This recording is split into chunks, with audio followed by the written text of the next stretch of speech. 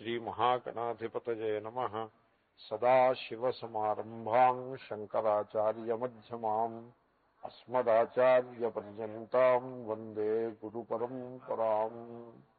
भद्रम् कर्णेभिः शृणुयाम देवाः भद्रम् पश्येमाक्षभिर्यजत्राः स्थिरैरङ्गैस्तुष्टुवागुंसस्तनूभिः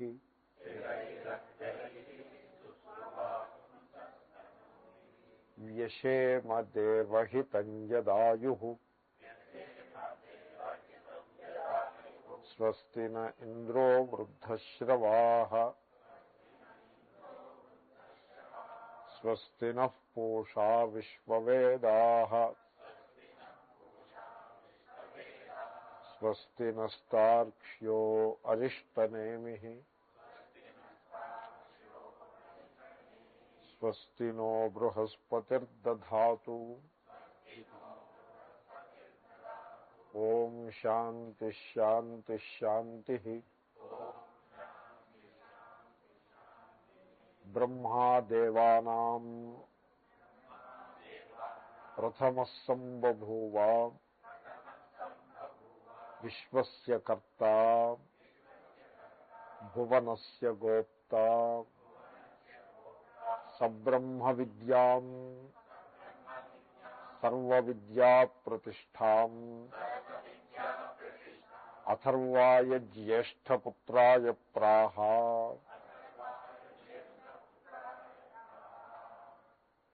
సో ముండకానికి ద సన్యాస నిష్ఠ ఈజ్ ఇంపార్టెంట్. ఏవో చిన్న చితక కోరికలను పెట్టుకుని ఆ కోరికలతోటి ముండకాన్ని ఏదో మేము అధ్యయనం చేసి ఆ కోరికలు తీర్చుకుంటాము అనే ప్రవృత్తి అది సరికాదు. ఎందుకంటే దీని పరిస్థితి వేరు.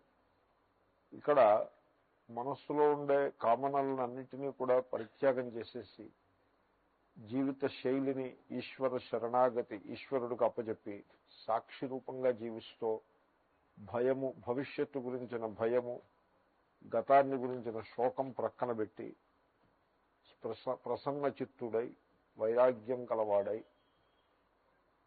సుఖ దుఃఖముల యందు సమచిత్తత్వాన్ని కలిగి ఉంటూ ఆ విధంగా ఒక గంభీరమైనటువంటి పరిశుద్ధమైన అంతఃకరణ కలవాడి కోసం ఈ ఉపనిషత్తు ఉద్దేశింపబడింది అని అంటున్నారు.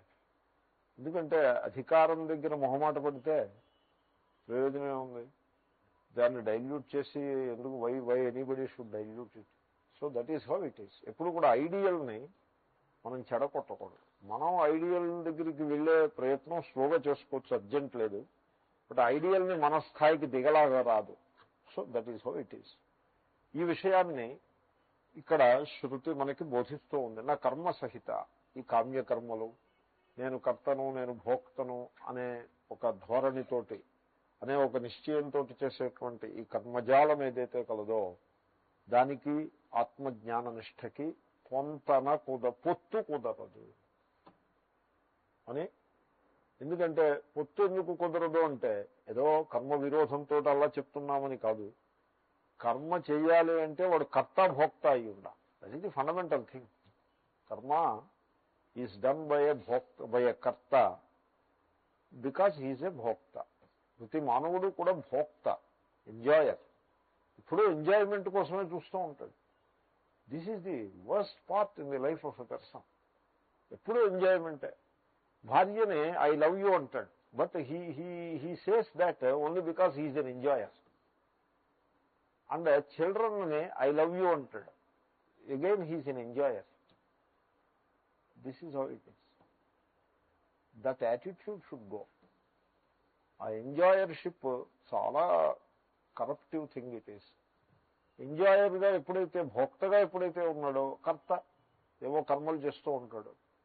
ఈ కర్త భోక్త చేసే కర్మల ఆ మనస్థితికి కర్తృత్వ భోక్తృత్వ రహితమైనటువంటి శుద్ధ ఆత్మస్వరూపమునందు నిష్ఠ కలిగి ఉండుట అనే సాధనకి జ్ఞాన సాధనకి రెండింటికి చొక్కెదురు.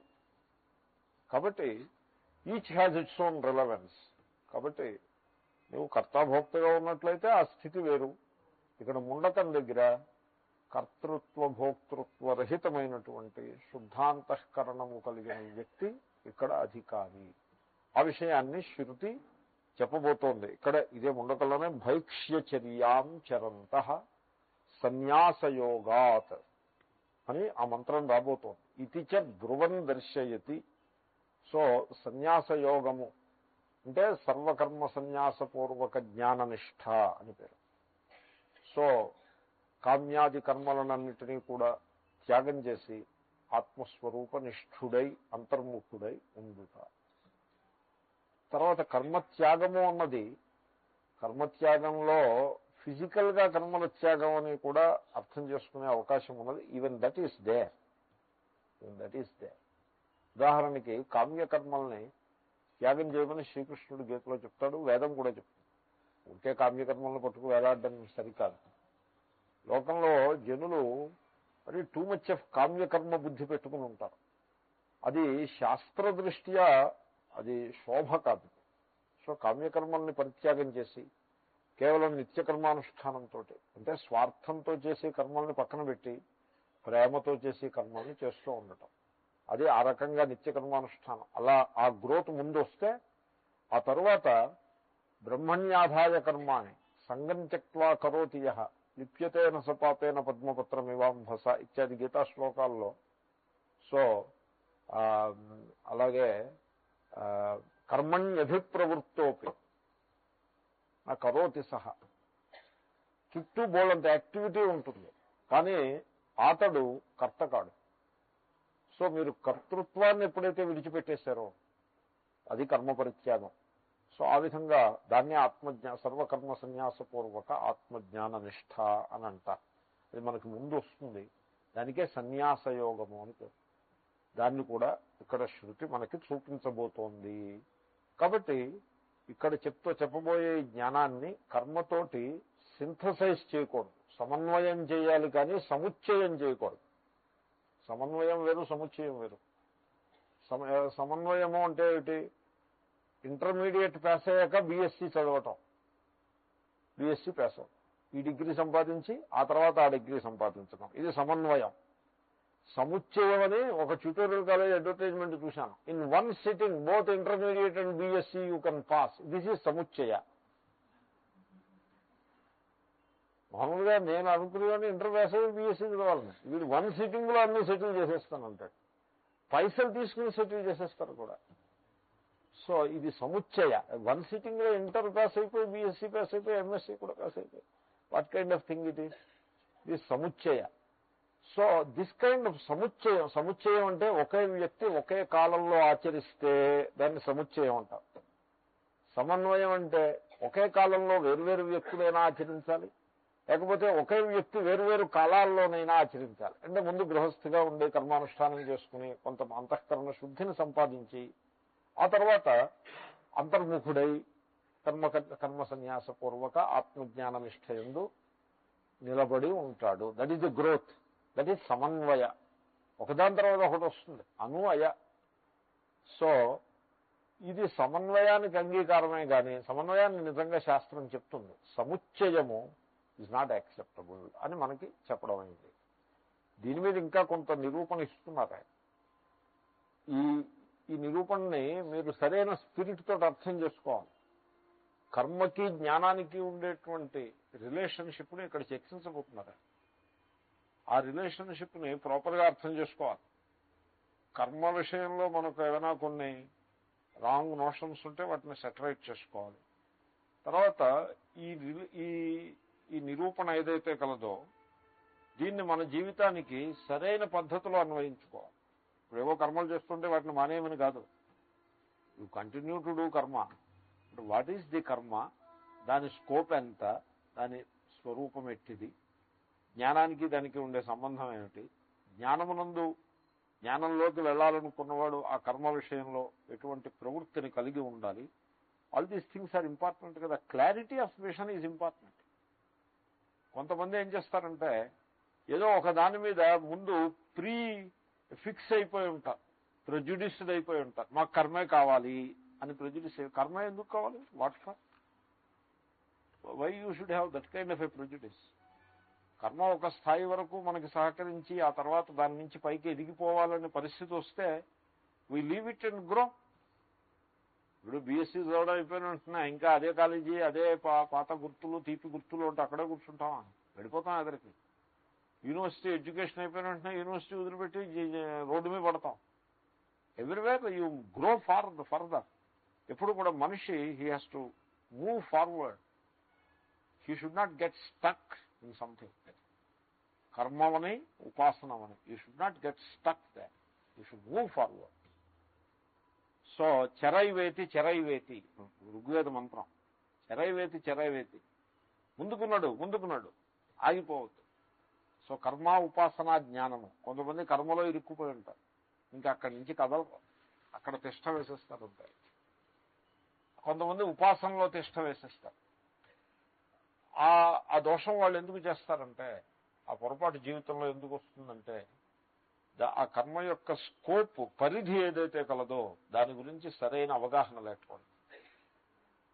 కొంతమంది ఈ కర్మని జ్ఞానంలోకి ఈడ్చుకురావడానికి ప్రయత్నిస్తారు. ఆ పొరపాటు చేయకూడదు. ఎప్పుడు కూడా the burden of the past మనం we carry it with us. దాన్ని వీ షుడ్ నాట్ క్యారీ. ఈ పాత న్యూస్ పేపర్లు మోసుకుపోతున్నట్టుగా అలా మోసుకెళ్ళకూడదు. You should have the courage to dump. Dumping అంటారు, మీరు వినుంటారు ఆ పదం. It is not needed, dump it. Dump చేయడానికి కరేజ్ కావాలి. కొంతమంది పాత న్యూస్ పేపర్ కూడా సంచిలో పెట్టుకుంటారు, వదిలిపెట్టరు దాన్ని. ఏదో తూకానికి ఉపయోగపడుతుందో ఏదో అలాగే. దానివల్ల ఏమవుతుందంటే యాటిట్యూడ్ సరికాదు, అది ప్రోగ్రెస్ అడ్డొస్తుంది. ఆ పాత న్యూస్ పేపర్ ఏం చేయాలంటే, అక్కడ పాత న్యూస్ పేపర్లు కలెక్ట్ చేసుకునే వాడు ఉంటాడు, వాడికి ఇచ్చేయాలి. వాడు ఊరికే ఇచ్చేయాలి, మళ్ళీ వాడు తూకం వేయించడం కాదు. తూకం వేస్తే వాడు తప్పు తూకం వేస్తాడు, మళ్ళీ అదో న్యూసెన్స్. అదంతా వద్దు, ఫ్రీగా ఇచ్చేయటం. నా దగ్గర న్యూస్ పేపర్లు ఏవో ఉన్నాయి. అతను పేపర్లో అయినా వచ్చాడు, రమ్మని పిలిచాను. మొత్తం ఈ కట్టంతా తీసుకెళ్ళి అతను చేతిలో పెట్టి వెళ్ళరమని చెప్పాను. తూకం వేయబోయాడు, ఏమక్కర్లేదు వెళ్ళరమని చెప్పాను. తూకం వేయకుండా మరి మీకు ఎంత ఇవ్వమంటారు, నువ్వు ఏ వద్దాయా వెళ్ళరమని చెప్పాను. So you have to dump. అతనికి he is at the level of collecting old news papers. అదే అతనికి శోభ. That is his livelihood. You should not even for a minute you should not stuck with that kind of an attitude. You should make progress further. అదేవిధంగా కర్మలను కూడా, కామ్యకర్మలు చిన్నప్పుడు, కామ్యకర్మలు జీవితంలో settle కాకముందు ఇంకా కొంత భయము, తర్వాత ఇన్సెక్యూరిటీ ఉన్నవాడు ఏదో మొక్కులు మొక్కేడని ఇలాంటివి అంటే దానికి అర్థం అది అందంగా ఉంటుంది. కానీ ఒక స్థాయి వచ్చిన తర్వాత నిత్యకర్మానుష్ఠానం, నిష్కామ కర్మయోగము, ఆ స్థితికి మనిషి ఎదగాలి. ఇన్ ఎనీ కేస్ కర్మ జ్ఞానము, what are they? Why not have a synthesis of the two? Why not have the సముచ్చయం? What is your problem? మేము కర్మ చేస్తాం, జ్ఞానం అట్టి పెట్టుకుంటాం, వాట్ ఈజ్ యువర్ ప్రాబ్లం అంటే ఆయన అంటారు, విద్యా కర్మ విరోధాచ. శృతి చెప్పింది కర్మకి జ్ఞానంతో సింథసిస్ కుదరదు అని అక్కడ చెప్పింది, సన్యాస యోగాత్ అని ఇత్యాది వాక్యముల చేత. అంతేకాకుండా శృతి చెప్పడమే కాదు, there is a logic also. శృతి చెప్పడం ఆదేశం, శృతి యొక్క ఆదేశం మంచిది, మనం స్వీకరిస్తాము శ్రద్ధతోటి. కానీ అదే సమయంలో దాన్ని మనం అర్థం కూడా చేసుకోవాలి. ఎప్పుడు కూడా శృతి ఏదైనా మీకు సందేశాన్ని ఇచ్చిందంటే ఆ సందేశము అది చాలా యుక్తియుక్తంగా ఉంటుంది. అంచేత మనం కూడా దాంట్లో ఒక యుక్తిని తెలుసుకునే ప్రయత్నమే చేయాల్సి ఉంటుంది.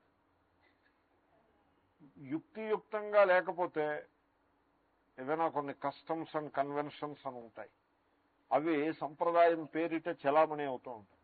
They are nothing more than customs and conventions. వాటికి ఆచారములోని, సంప్రదాయంలోని ఒక గంభీరమైన నామధేయాన్ని ఒకదాన్ని దానికి పెడతారు, పెట్టి దాన్ని నడిపిస్తూ ఉంటారు, వదిలిపెట్టరు. సో అలాంటివి ఏమైనా ఉన్నట్లయితే, అవి దోషము అని మనకు తెలిసినట్లయితే వాటిని వదిలిపెట్టేసేందుకు మనం సంసిద్ధంగా ఉండాలి. We should not carry the dross on our shoulders. So సంప్రదాయం పేరిట అసంబద్ధములైనటువంటి పనులు చేయకూడదు. తప్పు పనులు మనం చేయకూడదు. ఓ దేవాలయానికి వెళ్ళాను నేను, అక్కడేదో పశు బలి ఇస్తున్నారు, దేవత పేరుతోటి ఏదో పశు హింస చేస్తున్నారు. నేను అన్నాను, వాళ్ళు ఏదో అన్నారు, మీరు దేవాలయానికి రండి, ఏవో ప్రసంగాలు అవి చేయండి అన్నారు.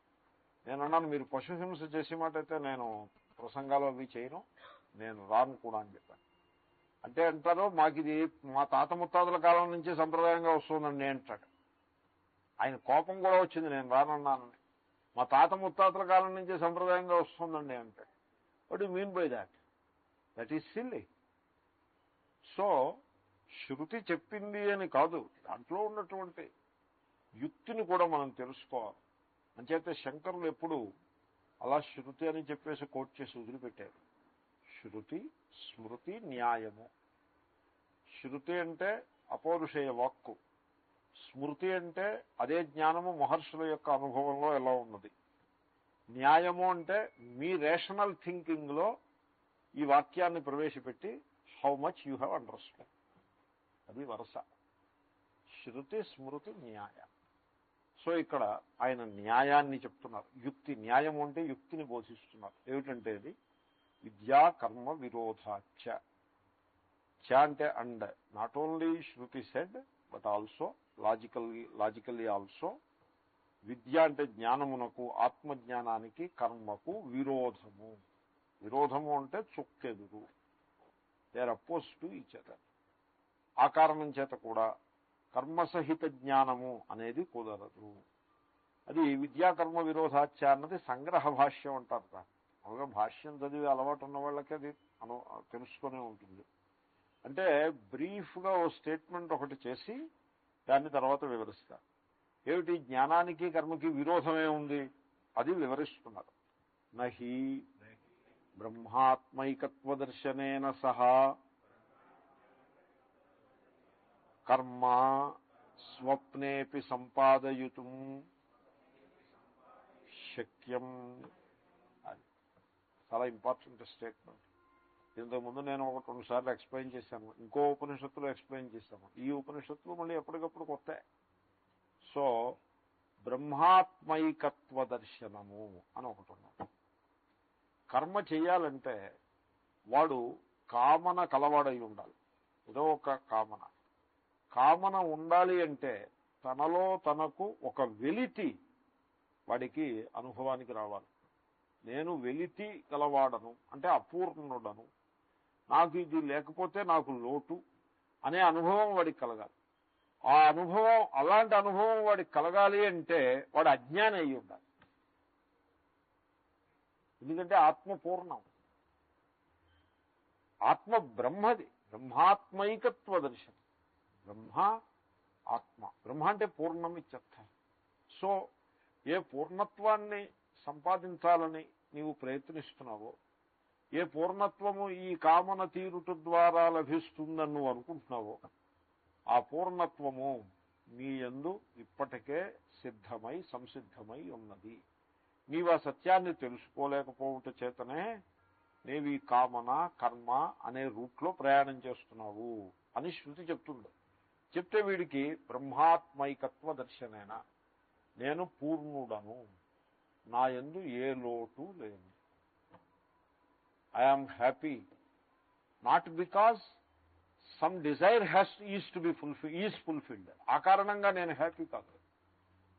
Then why are you happy అడుగుతారు కూడా. సపోజ్ మీరు నవ్వుముఖంతో ఉన్నారనుకోండి, వెంటనే ఎదరవాడు అడుగుతాడు వై ఆర్ యూ హ్యాపీ అని అడుగుతాడు. అంటే ఆ క్వశ్చన్లో అభిప్రాయం ఏమిటంటే there must be some reason to be happy. మీరు వెళ్ళి నిప్పుని వై ఆర్ యూ హాట్ అని అడుగుతారా? అడగరు. నిప్పు హాట్గా ఎందుకుంది అని ఎవడైనా అడుగుతాడా? అడగడు. ఎందుకని? హీట్ ఈజ్ ఇట్స్ నేచర్, దాని స్వరూపం అది. మంచుగడ్డ చల్లగా ఎందుకుంది అని ఎవరో అడగరు, బికాస్ చల్లదనం దాని నేచరు. సూర్యుడు అంత జాజ్వల్యమానంగా ఎందుకు ప్రకాశిస్తున్నాడు అని అడగరు, ఎందుకంటే అలా ప్రకాశించటం సూర్యుని యొక్క స్వరూపం. అదేవిధంగా ఆనందము ఆత్మ యొక్క స్వరూపము, ఆత్మ పూర్ణము. ఈ దర్శనము గలవాడు, దర్శనం అంటే విషం, బ్రహ్మాత్మైకత్వ దర్శనం గలవాడు, వాడు భోక్తయై ఆ కారణంగా కర్తయై కర్మను చేయుట అనేది అది సుతరాము పొసగని సంగతి. ఇంచేతనే బ్రహ్మాత్మైకత్వ దర్శనం, ఆత్మాచ బ్రహ్మ, ఆత్మయే బ్రహ్మ అనేటువంటి ఆ పరమ జ్ఞానము, సర్వాతిశాయి జ్ఞానం ఏది కలదో ఆ జ్ఞానానికి కర్మని ముడిపెట్టడం, అది స్వప్నేపి న సంపాదయితం శక్యం. స్వప్నంలో కూడా కలలో కూడా అలాగంటి ముడి పెట్టడము సంభవము కాదు. అభిప్రాయం ఏంటంటే మనకి లోకంలో నిత్య జీవితంలో సంభవం కానివి స్వప్నంలో సంభవం అవుతాయి. వీడు ఈ beggar he becomes a king in the dream. స్వప్నంలో అన్నీ సంభవం అవుతాయి. అలాగే ఇది స్వప్నంలో కూడా సంభవం కాదు. అంటే అభిప్రాయం మీకు అటువంటి కళ రాదని కాదు, ఇట్ ఈజ్ ఇంపాసిబుల్ అని అర్థం. కాబట్టి సర్వము ఒకే బ్రహ్మయందు దర్శించేటువంటి వాడు, ఆత్మస్వరూపాన్ని పూర్ణంగా బ్రహ్మరూపంగా దర్శించేవాడు, అహం బ్రహ్మాస్మి అనేటువంటి జ్ఞానం గలవాడు, వాడు కర్మలు ఏం చేస్తాడండి? భగవాన్ రమణ మహర్షి లాంటి వాళ్ళని వాళ్ళు ఏం కర్మలు చేయాలి, ఏ దేవాలయాలు దర్శించాలి, ఏం పూజలు చేయాలి, ఏమి తీర్థయాత్రలు చేయాలి, ఏం కర్మ చేయాలి? He need not do any కర్మ, బికాస్ హీ నోస్ దట్ ఆత్మ ఈజ్ పూర్ణం. అంచేత అటువంటి మహాత్ముడు కర్మ చెయ్యలేదు కాబట్టి తక్కువ వాడని ఎవడైనా నిర్ధారణకు వచ్చాడు అనుకోండి, అలా వచ్చిన వాళ్ళు బోల్డంత మంది ఉన్నారు. బోల్డ్ మంది. చాలామంది ఈ కస్టమ్స్ అండ్ కన్వెన్షన్స్కి బాగా కట్టుబడి ఉన్న వాళ్ళు ఏమంటారంటే, ఏడు ఆయన ఏ కర్మ చేయడు, ఆయన తక్కువ స్థాయి, ఆయన ఉన్నత స్థాయికి చెందిన మహాత్ముడు కాదు అని ఒక డెసిషన్ నిర్ణయానికి వచ్చేసి వాళ్ళు వెళ్ళిపోతారు. కర్మ ఎవడు చేయాలి? అపూర్ణుడు కర్మ చేయాలి. పూర్ణుడు కర్మ ఎందుకు చేయాలి? కర్మ చేస్తే అది ఆయన ఇంట్రెస్ట్ ఉంటే చేయొచ్చు, అయితే మానేయచ్చు. కర్మ చేసినా మహాత్ములు కర్తృత్వ భావంతో చేయాలి కర్మను. ఎనీవే ఓన్లండి, ఎవళ్ళు ఏమనుకుంటేనేమి. కనుక అటువంటి విజ్ఞానం, అటువంటి ఆత్మజ్ఞానము కలవాడికి కర్మతోటి ముడిపెట్టడము అంటే వాడు కూడా కర్మ చేయాలి, వాడు ఈ రూలు పాటించాలి, ఆ విధి పాటించాలి, ఈ నిషేధాన్ని పాటించాలి, ఈ డూస్ అండ్ డోంట్స్ ఉన్నాయి చూడండి, thou shalt do this, thou shalt not do this, ఈ విధి నిషేధములతోటి ఆత్మజ్ఞానికి ఎట్టి సంబంధము లేదు. అదే టాపిక్ని is explaining in a little more detail way. కొంచెం టెక్నికల్గా ఉంటుంది ఎక్స్ప్లెనేషన్. చూద్దాము. విద్యాయాః కాల విశేషాభావాత్ అనియత నిమిత్తత్వాత్ కాల సంకోచానుపపత్తి. విద్యకి కర్మకి ఉండేటువంటి మౌలికమైన భేదాన్ని చూపిస్తున్నారు. విద్య అంటే జ్ఞానం, ఆత్మజ్ఞానానికి కర్మకి. విద్యకి కాల విశేషముతోటి సంబంధం లేదు, కర్మకి కాల విశేషంతో సంబంధం ఉంది. ఇప్పుడు నిత్యకర్మ సంధ్యావందనం ఉందనుకోండి, సంధ్యావందనాన్ని దాని పేరే సంధ్యావందనం, సంధ్యా సమయంలో చేసే పూజ లేక ప్రార్థన గనక దానికి సంధ్యావందనము అంటే. కాబట్టి మనం ఏం చేయాలంటే సంధ్యావందనం చేయదలుచుకుంటే సంధ్యా సమయంలో చేయాలి. ఎప్పుడైనా సంధ్యా సమయంలో మిస్ అయితే దానికి ఏదో చిన్న ప్రాయశ్చిత్తార్ఘ్యం అని అంటారు, చిన్న అర్ఘ్యం ఒకటి ఎక్స్ట్రా ఇస్తారు. ఇచ్చి ఎందుకు ఎక్స్ట్రా ఇస్తారంటే because I missed it, I'm atoning for it, and then మళ్ళీ సంధ్యావందనం చేయటం అన్నది ఎప్పుడైనా. దానికి కొంతమంది ఏం చేస్తారంటే అసలు ప్రాయశ్చిత్తార్ఘ్యం ఉంది కాబట్టి ఇంకా అసలు సంధ్యావందనం సమయంలో ఎప్పుడూ సంధ్యావందనం చేయరు, ఎప్పుడూ ప్రాయశ్చిత్తార్ఘ్యంతో. నిజానికి ఒక పురోహితుడు బ్రహ్మచారికి ప్రాయశ్చిత్తార్ఘ్యంతో నేర్పుతున్నారు సంధ్యావందనం. నేను అన్నాను, అదేంటంటే ప్రాయశ్చిత్తార్ఘ్యంతో నేర్పుతున్నారు ఎందుకంటే వీటి సంధ్యావందనం సరిగ్గా చేసాడా పెట్టాడా, ప్రాయశ్చిత్తం చెప్పేసి పెడితే ఉపయోగపడుతుంది అని. Maybe there is some point in what he said. But నాకు ప్రాయశ్చిత్తం చేసుకునే అవకాశం ఉంది కాబట్టి నేను తొందరగా చేయక్కర్లేదు అని అలా కూడా ఉంది. నేను ఎరుగుతున్నా అలా చిన్నదే సంధ్యావందనం, స్మాల్ థింగ్, బట్ సైకాలజీ అలా పనిచేస్తుంది. ఆ ప్రాయశ్చిత్తం చేసుకుంటాం కదా, ఇంకేముంది కానిచ్చేసేమని. సో ఎనీవే కర్మకి కాల విశేషంతో సంబంధం ఉంటుంది. కర్మ అంటే దానికి ఒక టైం ఉంటుంది, ఆ టైంలో చేయాలి. జ్ఞానానికి టైంతో సంబంధం ఏం లేదండి. మీరు ఆలోచించి చూడండి. ఇప్పుడు మీకు భయం వేసిందనుకోండి, ఈ భయము అర్థరహితము, నేను భయపడాల్సిన కారణం ఏదీ లేదు అనే సత్యాన్ని తెలుసుకోవడానికి ఉదయం మంచి టైమా, మధ్యాహ్నం మంచి టైమా, రాత్రి మంచి టైమా? దానికి మంచి టైం ఏంటి? అజ్ఞానం పోగొట్టడానికి ఏ టైమైనా ఒకటే. కర్మ చేయడానికి మాత్రం కాల విశేషంతో, అంటే స్పెసిఫిక్ టైం తోటి దానికి సంబంధం ఉంటుంది. కొంతమంది అర్ధరాత్రి పూట కర్మ చేస్తూ ఉంటారు. అలా చేయకూడదు. రాజస ఉపాసనలు అయిపోతాయి, తామస ఉపాసనలు. సాత్విక ఉపాసనలు అర్ధరాత్రమునందు, అమ్మ రండి ఇలా ముందుకు రండి అమ్మా, ఇక్కడ ఖాళీ ఉంది, మీకు వెనకాల ఏమైనా కూర్చోవడంలో ఇబ్బంది ఉందంటే మీరు ఇలా వచ్చేసేయండి, ఇదంతా మా స్థానమే, రండి.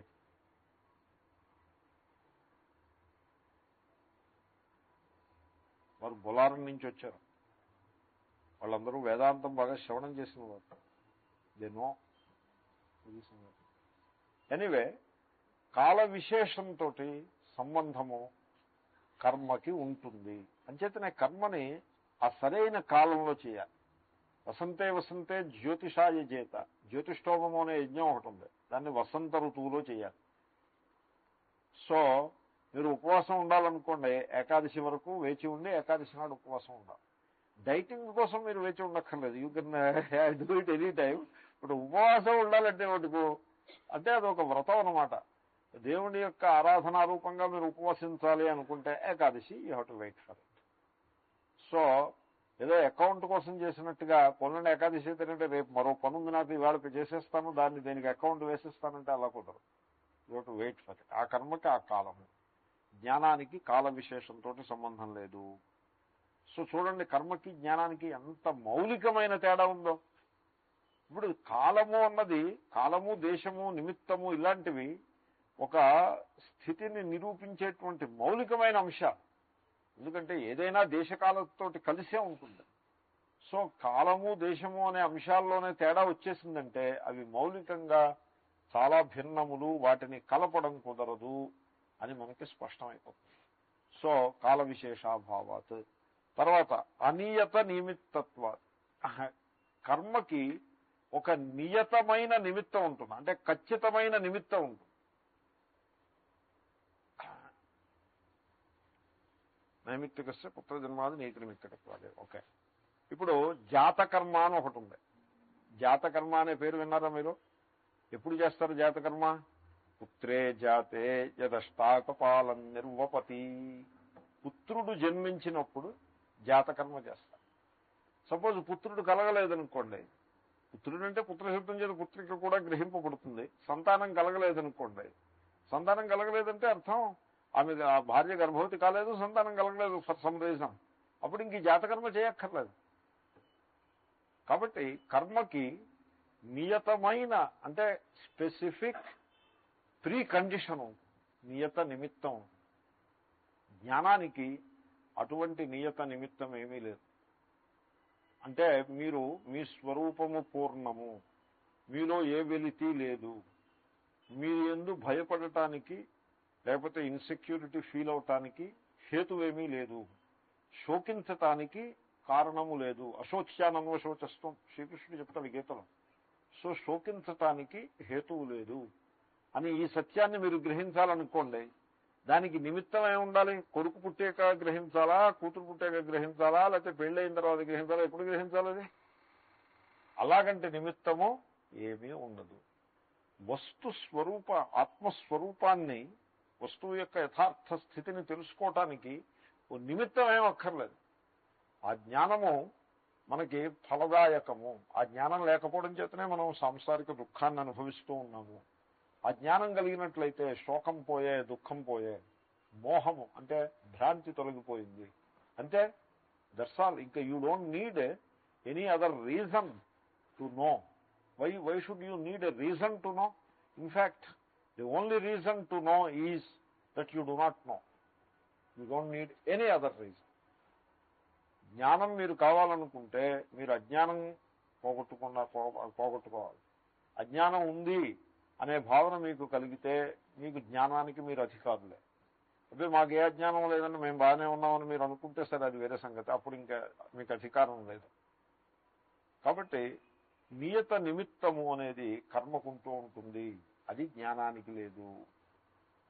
తర్వాత కాల సంకోచానుపపత్తి అంటే వాళ్ళు ఏమంటారంటే విద్యని కర్మని ముడి పెడదాము అనే సముచ్చయవాదులు ఏమంటారంటే మీరు పొద్దున్న కర్మ చేసుకోండి, మధ్యాహ్నం భోజనం చేసి ఒక గంట సేపు విశ్రాంతి తీసుకుని ఒక కప్పు టీ తాగి అప్పుడు జ్ఞానాన్ని మీరు జ్ఞానయోగాన్ని అనుష్ఠించండి, మళ్ళీ సాయంకాలం అయిన తర్వాత కర్మ చేసుకోండి అని చెప్తారు. ఎందుకంటే అలా ఎందుకు చెప్తారంటే కర్మ చేయాల్సినప్పుడు వీడికి జ్ఞానం అడ్డొస్తుంది. ఎలా అడ్డొస్తుంది? కర్మ చేయాలంటే వాడు కర్త భోక్త అయి ఉండాలి. జ్ఞానం ఏమిటి? ఆత్మ అకర్త, ఆత్మ అభోక్త, ఆత్మ పూర్ణము. ఎలాగ ఈ రెండింటికి?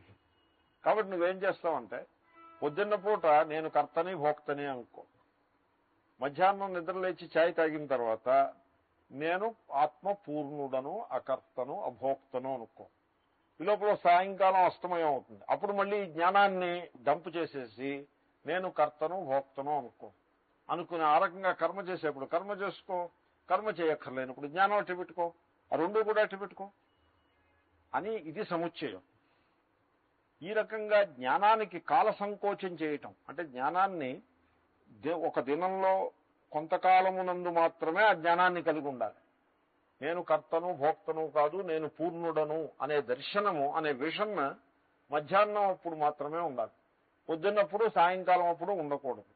ఆ రకంగా ఆ విషన్ని కాలంలో కుదించేటువంటి ప్రయత్నము అది అసంబద్ధము.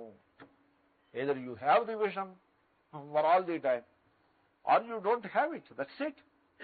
అంతేగాని కర్మ చేసి టైం అయింది కాబట్టి నా హృదయంలో ఒక వెలితి భాషించి నేను భోక్తనయ్యి అనే భాషించి నేను కర్తనయ్యి కర్మం చేస్తాను, కర్మ చేయడం అయిపోగానే నేను పూర్ణుడను, నేను ఆత్మాచ బ్రహ్మ, నేను బ్రహ్మస్వరూపుడను, నాకే లోటు లేదు, మళ్ళీ కర్మ చేయాల్సి వచ్చినప్పుడు నాకు అన్ని లోట్లు ఉన్నాయి కాబట్టి నేను కర్మ చేసుకోవాలి. ఇలా ఉంటుందండి ఎక్కడైనా?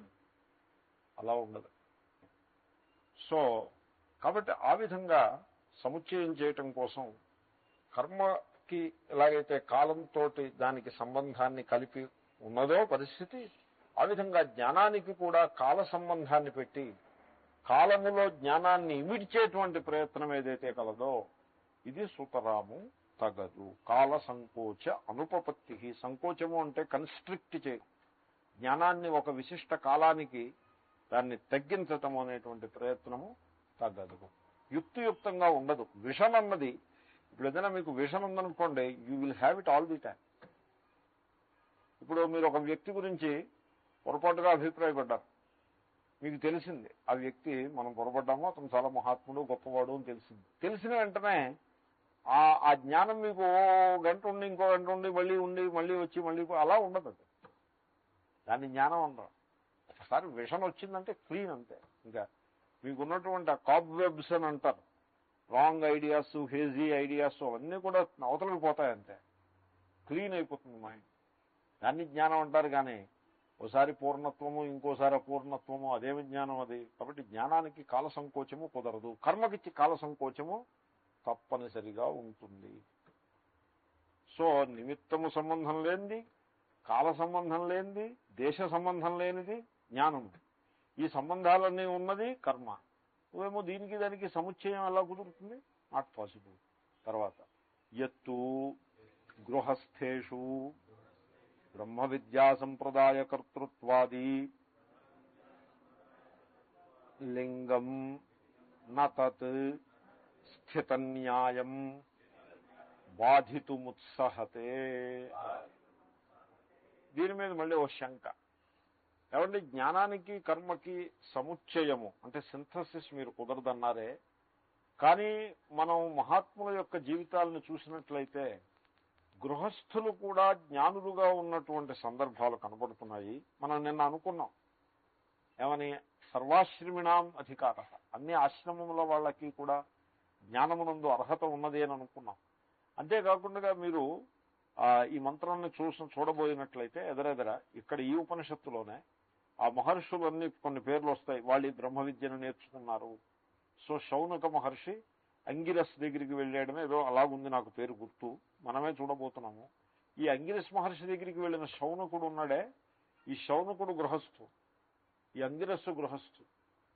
కాబట్టి గృహస్థులలో బ్రహ్మ విద్యా సంప్రదాయం కనపడుతోంది.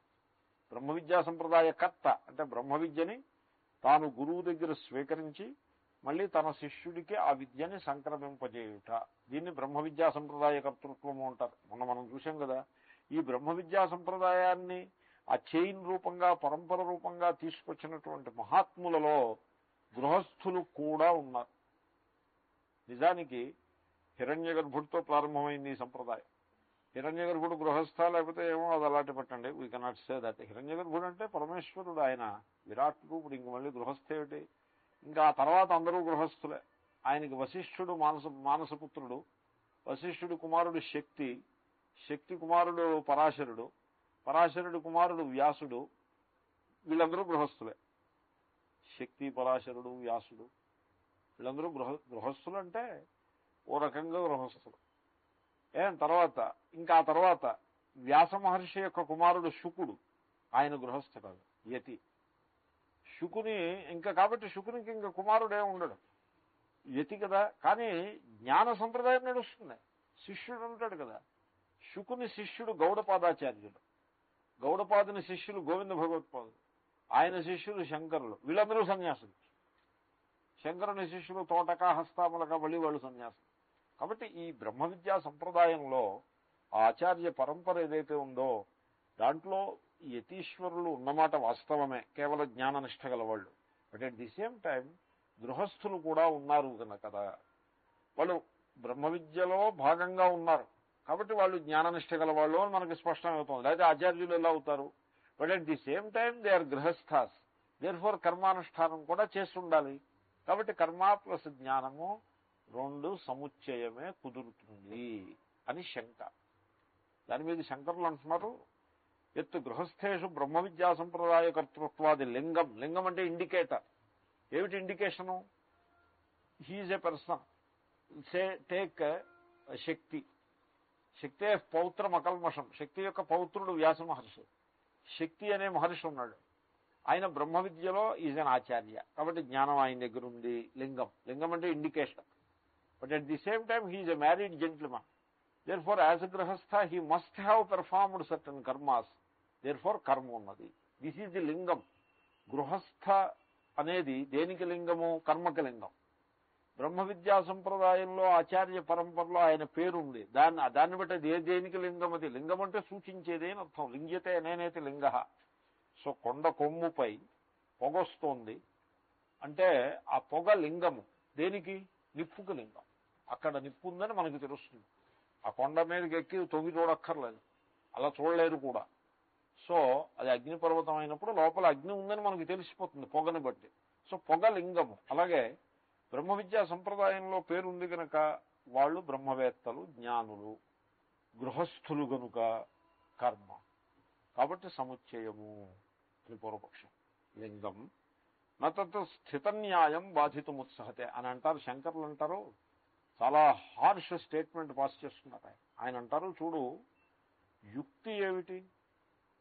బ్రహ్మజ్ఞానానికి కర్మకి సముచ్చయము కుదరదు అని మనం చూసాం. నిమిత్తము, కాలము, దేశము ఇత్యాది అనేక హేతువులు చేత. ఒకసారి నీవు రేషనల్ థింకింగ్ తోటి ఒక కంక్లూషన్కి వచ్చిన తర్వాత నువ్వు ఏదో ఎగ్జాంపుల్ చూపించి అలా ఉంది కాబట్టి ఈ కంక్లూషన్ కరెక్ట్ కాదని అంటావేటి? What kind of thing it is? We don't accept it అంటున్నారు. నతత్ స్థిత న్యాయం బాధిత్సహతే. స్థిత న్యాయం అంటే ఎస్టాబ్లిష్డ్ కంక్లూషన్ని ఏదో ఒక దృష్టాంతం చూపించి, ఎగ్జాంపుల్ చూపించి, based on the example I will reject the conclusion which was arrived at by logical thinking. This kind of an attitude is wrong అని అంటారు. చూడండి ఎంత ధైర్యంగా మాట్లాడతారు. మన వాళ్ళు ఏదైనా కొంచెం విచారం చేద్దామంటే అక్కడి నుంచి దూరంగా వెళ్ళిపోతారు. ఎవడైనా విచారం చేసేవాడు ఉంటే వాడిని ఒక రెనగేడ్ కిందో లేకపోతే ఐకోనోక్లాస్ట్ కిందో పరిగణన చేస్తాం. వీడు ధర్మాన్ని చెడగొట్టడానికి వచ్చాడన్నట్టుగా పరిగణిస్తాం. బట్ మరి శృతి అలా చెప్పట్లేదు. శృతి ఏమని చెప్తుందంటే మీరు చక్కగా విచారము, investigation and enquiry you should do it. తైత్రీయంలో మనం చూసాం, ఏ బ్రాహ్మణ ఆసం మరుషిణ యుక్తా అయుక్తా అనూక్షా ధర్మకామా స్యు థాతే తత్ర వర్తేరన్ థా తత్ర వర్తే థా అనే ఆదేశం. కాబట్టి విచారశీలము, ఇన్వెస్టిగేట్, రేషనల్ థింకింగ్ ఉన్నటువంటి మహాత్ముల వద్ద మీరు సత్యాన్ని తెలుసుకోండి అని శృతి చెప్తాం. కాబట్టి జ్ఞానానికి కర్మని చూసుకో, వాటి స్వరూప స్వభావాలను పరిశీలించాక అనేక హేతువుల చేత రెండింటికి విరోధము అని తేలిపోయిన తర్వాత అగో అక్కడ శక్తి గృహస్థుడయ్యాడు ఆచార్యుడయ్యాడు, లేకపోతే మరొకడు ఇంకో ఆశ్రమంలో ఉండే ఆచార్యుడయ్యాడు, దేర్ ఫోర్ ఈ రూల్ ఎలా పనికొస్తుంది అని that kind of an approach is not correct అని అంటారు. కొంచెం మొరటు సమాధానం అంటారు. అంటే పూర్వపక్షానికి సమాధానం ఇచ్చేప్పుడు ప్రేమతోటి స్మూత్గా సమాధానం చెప్పొచ్చు, లేకపోతే మొరటుగా కూడా సమాధానం చెప్పొచ్చు. You can tell anyway you like, లాజికల్గా ఉండాలి కదా. కాబట్టి ఒక రకమైన మొరటు సమాధానం చెప్పి దాన్ని బహుశా దానికి ఏదో కొంత మళ్ళీ మార్గం కూడా వారు చూపిస్తారు, ఎవరే చూపిస్తారు. ఒకవేళ వారు చూపించలేదనుకోండి, నేనేదో దానికి నేను సమన్వయం మీకు చేస్తాను. అక్కడ ఎలా చేస్తామంటే సమన్వయం నేను I'm anticipating and telling you, if he says something different we will see. ఒకప్పుడు ఆయన ఏం చెప్పరు, లాజికల్గా arrived at conclusion, that is final. మళ్ళీ నువ్వేదో ఎగ్జాంపుల్ చెప్పి ఇది ఎలా ఉందంటే లంచం తీసుకోకూడదు అని మీరు వెళ్ళి ఒక రూల్ పాస్ చేసే రూల్ చెప్పారనుకోండి, అంటే వాడు అంటాడు వాడెవడో మరి తీసుకున్నాడు కదా అంటే what kind of logic it is? అది లాజిక్ అవుతుంది. అది విద్యకి జ్ఞానానికి కర్మకి సముచ్చయం కుదరదు అంటే మరి ఏదో శక్తో పరాశరుడో సముచ్చయం చేసినట్టుందే. ఉంటే ఉండని, how that will reject, how that will negate, బాధ అంటే negation, how that will negate this conclusion. అసలు ఆ యాటిట్యూడ్ని మనం అర్థం చేసుకోవాలి, ఆ స్పిరిట్. సో ఓ చోట శంకరులు అంటారు, నహి శృతిశతమపి ఘటం పటయితు మీష్టే అని అంటారు. ఇప్పుడు ఘటం ఉంది, ఘటం అంటే కుండ, ఇది కుండ, అది జ్ఞానం, అది కుండ కాదు వస్త్రము అని నేను దానికి ప్రూఫ్ చూపిస్తాను, లేకపోతే అది వస్త్రము అది కుండ కాదని చెప్పేసి ఫలానా మహాత్ముడు చెప్పారు, అలా వేదంలో చెప్పారు అని ఈ రకం సంభాషణలు ఆయన ఒప్పుకోరు. నువ్వు 100 వేదవాక్యాలని తీసుకొచ్చి చూపించినా ఘటం ఘటమే కానీ పటం అవ్వదు అని ఒక చోట అంట. Anyway we will see. So ఏ రకంగా సమన్వయం చెప్పాల్సి ఉంటుందంటే, ఆయన గృహస్థ అయినంత మాత్రాన ఆయన సర్వకర్మ సన్యాస పూర్వకమైన జ్ఞాననిష్ట ఆయనలో లేదు. ఆయన గృహస్థు కాబట్టి ఆయన కర్మఠుడే అయి ఉంటాడు, జ్ఞాననిష్ట గలవాడు కాదు అని నువ్వు అనుకున్నావే, అది నీ అనుకోవడం తప్పు. ఎందుకంటే సాధారణంగా గృహస్థులు అంటే కర్మఠులుగా ఉంటారు కనుక అందరితో పాటే ఈయన కూడా ఈ శక్తి పరాశరుడు మొదలైన శ్రవణకుడు అంగిరస్సు మొదలైన మహర్షులు కూడా కర్మఠులు అయి ఉంటారు అని నువ్వేదో ఊహ చేసి ఆ రకమైన కంక్లూషన్కి వచ్చావు. కానీ నాట్ నెసెసరీ. గృహస్థులుగా ఉంటూ కూడా చాలా ఉన్నతమైనటువంటి ఆత్మజ్ఞాన నిష్టలో ఉన్నవాళ్ళు ఎంతోమంది ఉన్నారు. You will be surprised even in this. ఏ కాలంలోనైనా ఉంటారు. నిసర్గదత్త మహారాజ్ వాజ్ ఏ గృహస్థ, హీ ఈజ్ నో మోర్. ఆయన గృహస్థులే. ఆయన చిన్న పాన్ షాప్ నడిపేవారు. అంతటి మహాజ్ఞాని ఇంతవరకు పుట్టలేదు, ఇవైనా పుట్టబోడు.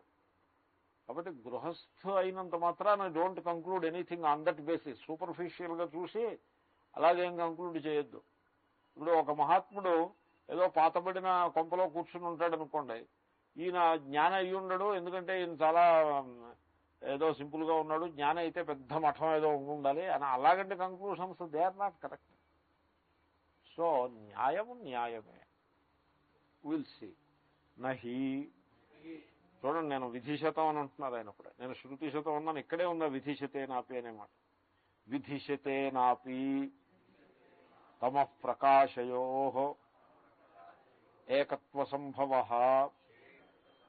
శక్యతే కర్తుం కిముతలింగై కేవలైరితి అని ఆయన అంటారు.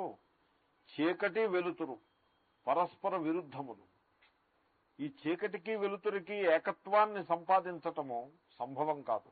తమః ప్రకాశయో ఏకత్వ సంభవ. చీకటి ఉంది అంటే టు దట్ ఎక్స్టెంట్ వెలుతురు లేదని అర్థం. వెలుతురు ఉంది అంటే టు దట్ ఎక్స్టెంట్ చీకటి లేదు అని అర్థం. కాబట్టి నీవు చీకటిని వెలుతుర్ని పరస్పర నివర్తకములవి. One negates the other, one is there means the other is not there. అటువంటి స్థితిలో ఆ రెండింటికి ఏకత్వాన్ని, ఆ రెండింటికి సముచ్చయాన్ని, సింథసిస్ని, అసంభవము అటువంటి సింథసిస్ని, అసంభవమైన సింథసిస్ని, ఇంపాసిబుల్ అయిన సింథసిస్ని, అదిగో వేదం అలా చెప్పింది కాబట్టి ఆ సింథసిస్ చేస్తాము అని నువ్వు అనడానికి వీల్లేదు. వేదం ఒక వేదం కాదు, విధిష్యతే నాపి. వేదం కూడా 100 సార్లు చెప్పినా అసంభవము అసంభవము. కాబట్టి యుక్తియుక్తంగా ఆలోచించుకుని మన మనస్సుకి అవగాహన చేసుకుని మీరు అప్పుడు శృతి వాక్యానికి మనం ముందుకు తీసుకుపోవాలి, కానీ బ్లైండ్గా తీసుకెళ్లాల్సినటువంటి అవసరం ఏం లేదు. హింస దోషము ఎందుకు ఏమిటి అంటే దానికి ఏదో ఆత్మ సచ్చిదానందం కనుక ఆ సత్కి అనుకూలంగా మనం ప్రవర్తించాలి కనుక, సత్ అంటే existence, live and let live అనేటువంటి ఒక ప్రిన్సిపల్ ఉన్నదే, ఆ ప్రిన్సిపల్ ప్రకారం మనం జీవిస్తే అది గొప్ప ఈశ్వరారాధన అని మనకి ఈశావాస్యాది ఉపనిషత్తుల్లో మనకి బోధిస్తూ ఉంటారు. మనకు ఆ సత్యం స్పష్టంగా తెలుస్తూ ఉంటుంది. కాబట్టి హింస చేయరాదు, అయిపోయిందంతే. ఇప్పుడు నువ్వు ఏదో తాత ముత్తాతల నుంచి చేస్తున్నారు కాబట్టి నేను చేస్తాను అని అలాగ దాన్ని, ఈ విషన్ని ఏదో ఫలానా వాళ్ళు చెప్పారండి చేయొచ్చని అంచేత మేము చేస్తాం, ఏదో పుస్తకంలో ఉందిట, పరాశర సంహితలో ఉందిట, లేకపోతే గర్గ సంహితలో ఉందిట అని ఏదో పుస్తకం పేరు అలా అంటే, ఇప్పుడు స్కాంద పురాణంలో ఉందిట అంటే చెప్పిన వాడికి ఉందో లేదో వాడికి తెలియక్కర్లేదు, మీకు తెలియక్కర్లేదు. మహాభారతంలో ఉంది అని ఒక మాట అన్నారు అనుకోండి, మీరు యు ఆర్ సేఫ్. ఎందుకంటే ఆ మహాభారతం మీరు చూడక్కర్లేదు, ఎదరవాడు కూడా చూడడం. ఎందుకంటే 1,00,000 శ్లోకాలు, 6 వాల్యూములు, ఇంతంత వాల్యూములు 6, దాన్ని మీరు చూసారా నేను చూసానా ఎక్కడుందో. కాబట్టి అలాగా ఏదో వాక్యం ఒకటి చెప్పి ఆ వాక్యాన్ని బట్టి మీరేదో ఈ న్యాయాన్ని నిరాకరించే ప్రయత్నం చేయరాదు. ఒకసారి ఒక ద్రాక్షారామ అని ఊరు ఒకటి ఉంది, పెద్ద తీర్థయాత్రా స్థలం ఇక్కడ ఈస్ట్ గోదావరి డిస్టిక్లో. నేను వెళ్ళని ఈశ్వరుని దర్శనం చేసుకుని వెళ్ళి దర్శనం అది చేసి వస్తే అక్కడ కుండము ఒకటి ఉన్నది, దాన్ని సప్త గోదావరి అనేది అంటారు. ఆ కుండంలో నేను ఇంకొక ఆయన కూడా ఉన్నారు మహాత్ములు. ఆయన ఉన్నారు, రండి మునక వేద్దాం ఉన్నారు. నేను చూశాను ఆ కుండం, స్పేర్ మీ అని చెప్పాను. నేను చెప్పి మీరు కూడా చేయొద్దు స్నానం అని చెప్పాను. ఆయన అంటారు, అదేంటండి సప్తగోదావరిలో స్నానం చేయాలని లింగ పురాణంలో చెప్పారు, మీరు అలా మాట్లాడతారు ఏంటి, రెండు నన్ను చేయబట్టుకు లాగపోయారు. నేను చెప్పాను నన్ను వదిలిపెట్టేసేయండి అని చెప్పాను. లింగ పురాణంలో చెప్పారు కాబట్టి మీరు స్నానం చేయండి, నేను మాత్రం చేయండి. ఏమిటి వాట్ ఈజ్ యువర్ ప్రాబ్లం? ఆ నీళ్లు చూడండి ఎలా ఉన్నాయో. దాన్ని మనం ఏదైనా ఒక మైక్రోబయాలజీ పిహెచ్డి స్టూడెంట్కి ఒక టెస్ట్ ట్యూబ్లో పట్టుకెళ్ళి ఇచ్చేస్తే వాడు థీసిస్ రాసుకోవచ్చు దాని మీద. దాన్ని జాగ్రత్తగా కల్చర్ చేసి ఒక 3-4 డజన్ వైరస్లు, తర్వాత బ్యాక్టీరియా దాంట్లో ఉంటాయి. ఈ సార్స్ కూడా ఉంటుంది దాంట్లో. సో వాడు జాగ్రత్తగా కల్చర్ చేసుకుని, ఐసోలేట్ చేసుకుని, మైక్రోస్కోప్ కింద వాటిని అన్నింటినీ ఐడెంటిఫై చేసుకుని, స్టాఫిలోకాకస్ ఎన్ని రకాలు ఉంటే అన్నీ కూడా దాంట్లో ఉంటాయి. అలా ఉందా నీరు పచ్చగా? అలా కాదండి, ఇవేం కాదు, లింగ పురాణంలో సప్త గోదావరి అని చెప్పారు, అక్కడ పుణ్యం స్నానం చేస్తే మహాపుణ్యం వస్తుందా ఇలాగేదో అంటే, మీరు ఎన్ని వాక్యాలు చెప్పినా నాకు దాంట్లో స్నానం చేయబుద్ధి కావట్లేదు. నేను స్నానం చేయలేదు. పోనీ నెత్తి మీద చల్లుకోండి, నేను ఆపను కూడా చేయను. ఎందుకంటే నీరు చాలా కష్మలంగా ఉంది. సో కాబట్టి ఎందుకు చెప్పాను ఈ దృష్టాంతం అంటే, మీ దర్శనానికి విరుద్ధంగా ఏదో వాక్యం చెప్పి అలాగా బ్లైండ్ ఫోల్డెడ్గా వెళ్ళిపోవడం అన్నది సరికాదు. అలా ఉండరాదు. ఇంతలా ఎందుకు చెప్పాను ఈ మాటలు? అక్కడ ఏదో వాక్యం ఉంది, మన సమాజంలో ఇటువంటి దోషం ఏదైనా ఓపెసర్ ఉందేమో అని అనిపించి చెప్పాను. కాంటెంపరీ సొసైటీలో this kind of problems are there ఏమో అని అనిపించి నేను చెప్పాను. ఇప్పుడు మన దేవాలయాలు ఉన్నాయనుకోండి, we don't keep them clean. Why? What is your problem? ఎందుకు ప్రాబ్లం ఏమిటంటే, ఇప్పుడు దేవుడికి నైవేద్యం పెట్టమనే చెప్పారు కానీ, ధూపదీపానంతరం నైవేద్యం అనే చెప్పారు కానీ, ఇది ఏరియా అంతా క్లీన్గా పెట్టుకోవాలి అని అక్కడ చెప్పలేదు. ఆ పూజాక్రమంలో, సత్యనారాయణ పూజాక్రమంలో ఏరియా క్లీన్గా పెట్టుకోవాలి అని ఎక్కడా లేదు వాక్యం. కాబట్టి నేను పెట్టను. What kind of attitude it is? అలా ఉండకూడదు. కాబట్టి తమఃప్రకాశయో ఏకత్వ సంభవ విధిషతే నాపి కర్తుం న శక్యతే. చీకటిని వెలుతురు ఒకే చోట పెట్టచ్చు అని నీవు 100 వాక్యాలు 100 మహర్షులను నువ్వు కోట్ చేసినా కూడా అలాగంటే ఇంపాసిబుల్, ఎప్పుడు పాసిబుల్ అవ్వదు. అలాగే జ్ఞానము కర్మ యొక్క సముచ్చయము అలాంటిది. కర్మ అంటే అది అజ్ఞానావస్థలో చేసేది. జ్ఞానంలో ఆత్మ పూర్ణం, ఇంక వాడు కర్మ ఏమిటి చేస్తాడు? కర్మ చేయాలంటే ముందు పరిచ్ఛిన్నుడై ఉండాలి, లిమిటెడ్ పర్సన్ అయి ఉండాలి, అప్పుడే కర్మ చేస్తాడు. కానీ అన్లిమిటెడ్ బ్రహ్మ కర్మ ఏం చేస్తాడు? ద్వితీయ వస్తువే లేని స్థితిలో కర్మ ఏం చేస్తాడు? కాబట్టి రెండింటికి ఏకత్వము. నువ్వు 100 వాక్యాలు చెప్పినా, 100 దృష్టాంతాలు చెప్పినా, 100 మహర్షుల పేర్లు చెప్పినా, it is not going to happen. 100 విధివాక్యాలకే పరిస్థితిని తారుమారు చేసే బలం లేనప్పుడు కిముత లింగై, లింగాలని చూపించాగో అక్కడ అలా ఉన్నారు ఆయన, ఇక్కడ ఇలా ఉన్నారు అని అలా లింగాలని అంటే దృష్టాంతాలను చూపించి వస్తుస్థితిని తారుమారు చేస్తాననటము అవివేకము. కాబట్టి శృతివాక్యాలకే తిరుగులేదు, ఆ శృతివాక్యాలకే స్థానం లేదు, ప్రవేశం లేదు. అట్టి స్థితిలో లింగాలని నువ్వు చూపిస్తావు అని త్రోసిపుచ్చారంటే చూడండి ఎంత పరుషంగా మాట్లాడారు. అంతకుముందు అన్నారు స్వప్నేపిన సంపాదయితం శక్యం అన్నారు. ఇప్పుడు అంటారు విధిషతే నాపి, అంటే కోపంతో మాట్లాడుతున్నారు. ఎందుకంటే ఈ మీమాంసకులు వాళ్ళు వస్తువుని పాడు చేసే ప్రయత్నం చేస్తారు. అందుకోసం వాడు కర్మని జ్ఞానాన్ని కట్టకడతానంటాడు. So the moment he tries such an effort, శంకరులు చాలా పరుషంగా అంటే it's not that he is against a particular person or any such thing. చాలా విషన్లో ఉన్నటువంటి క్లారిటీ ఆ వాక్కులో స్పష్టంగా భాషిస్తుంది. ఇట్ ఈస్ హౌ ఏవం ఉక్త సంబంధ ప్రయోజనాయాః ఉపనిషదః అల్పాక్షరం గ్రంథ వివరణమారభ్యతే. సో ఆయన ఏమంటున్నారంటే, నేను ఏవమంటే ఈ విధంగా ఉక్త సంబంధ ప్రయోజనాయాః, ఈ అనుబంధాలని చెప్పాను నేను, అవన్నీ కూడా చెప్పడం అయిపోయింది, సంబంధాలన్నీ చెప్పడం అయిపోయింది. ఏమిటది? ఎలాగా? ఈ గ్రంథము యొక్క సబ్జెక్ట్ మ్యాటర్ ఏమిటి? ఆత్మస్వరూపము, ఆత్మ పూర్ణము అని నిరూపించుట ఈ గ్రంథము యొక్క సబ్జెక్ట్ మ్యాటరు. ఈ సబ్జెక్ట్ మ్యాటర్ వల్ల మాకు లభించే ఫలమేమి? మోక్షము. ఈ సబ్జెక్ట్ మ్యాటర్కి మోక్షానికి ఉండే సంబంధం ఏమిటి? సాధ్య సాధన సంబంధము. If you know this subject matter you will get that result. There is no gulf in between. భిద్యతే హృదయ గ్రంథి అని అక్కడ మనం చూసాం అదంతా. సో దట్ కైండ్ ఆఫ్ సాధ్య సాధన సంబంధం. తర్వాత సాధ్య సాధన సంబంధం అంటే నేను కర్మకాండకి సంబంధించి చెప్పాను, అది కాదు సుమండి. That part is different. Then దీనికి అధికారి ఎవడు? ఎవడైతే పూర్ణ వైరాగ్యం గలవాడో వాడు అధికారి. అయిపోయింది మొత్తం అన్ని పార్ట్స్ వచ్చేస్తాయి. సో ఫోర్ అనుబంధ చతుష్టయం వచ్చేసింది. సో అనుబంధ చతుష్టయం మనం సెటిల్ చేసుకున్నాకనే గ్రంథాన్ని చదవాలి. లేకపోతే ఈ అనుబంధ చతుష్టయం ఫిట్ కాకపోతే మీరు గ్రంథాన్ని చదవడం ఎందుకు? Time waste. ఏదైనా ఒక పుస్తకాన్ని చదువుతున్నారంటే ఇతను మంచి ఆధారం, ఈ పుస్తకంలో హ్యూమన్ లైఫ్ని, హ్యూమన్ వాల్యూస్ని బాగా ప్రజెంట్ చేస్తాడు, ఈ పుస్తకము నా యొక్క అవగాహనని పెంచుతుంది, నాకు ఒక ఉల్లాసాన్ని ఆనందాన్ని కలిగిస్తుంది అని this much you should settle, then you should read.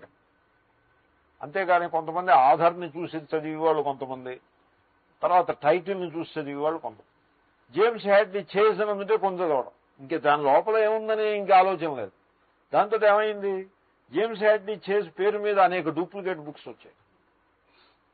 అలాగే ఆర్థర్ హైలీ అని ఉంటే కొనేసి చదివేసాడు, దాంతో ఆర్థర్ హైలీ పేరు మీద అనేక డూప్లికేట్ బుక్స్ వచ్చాయి. చూడండి, that attitude is a wrong attitude.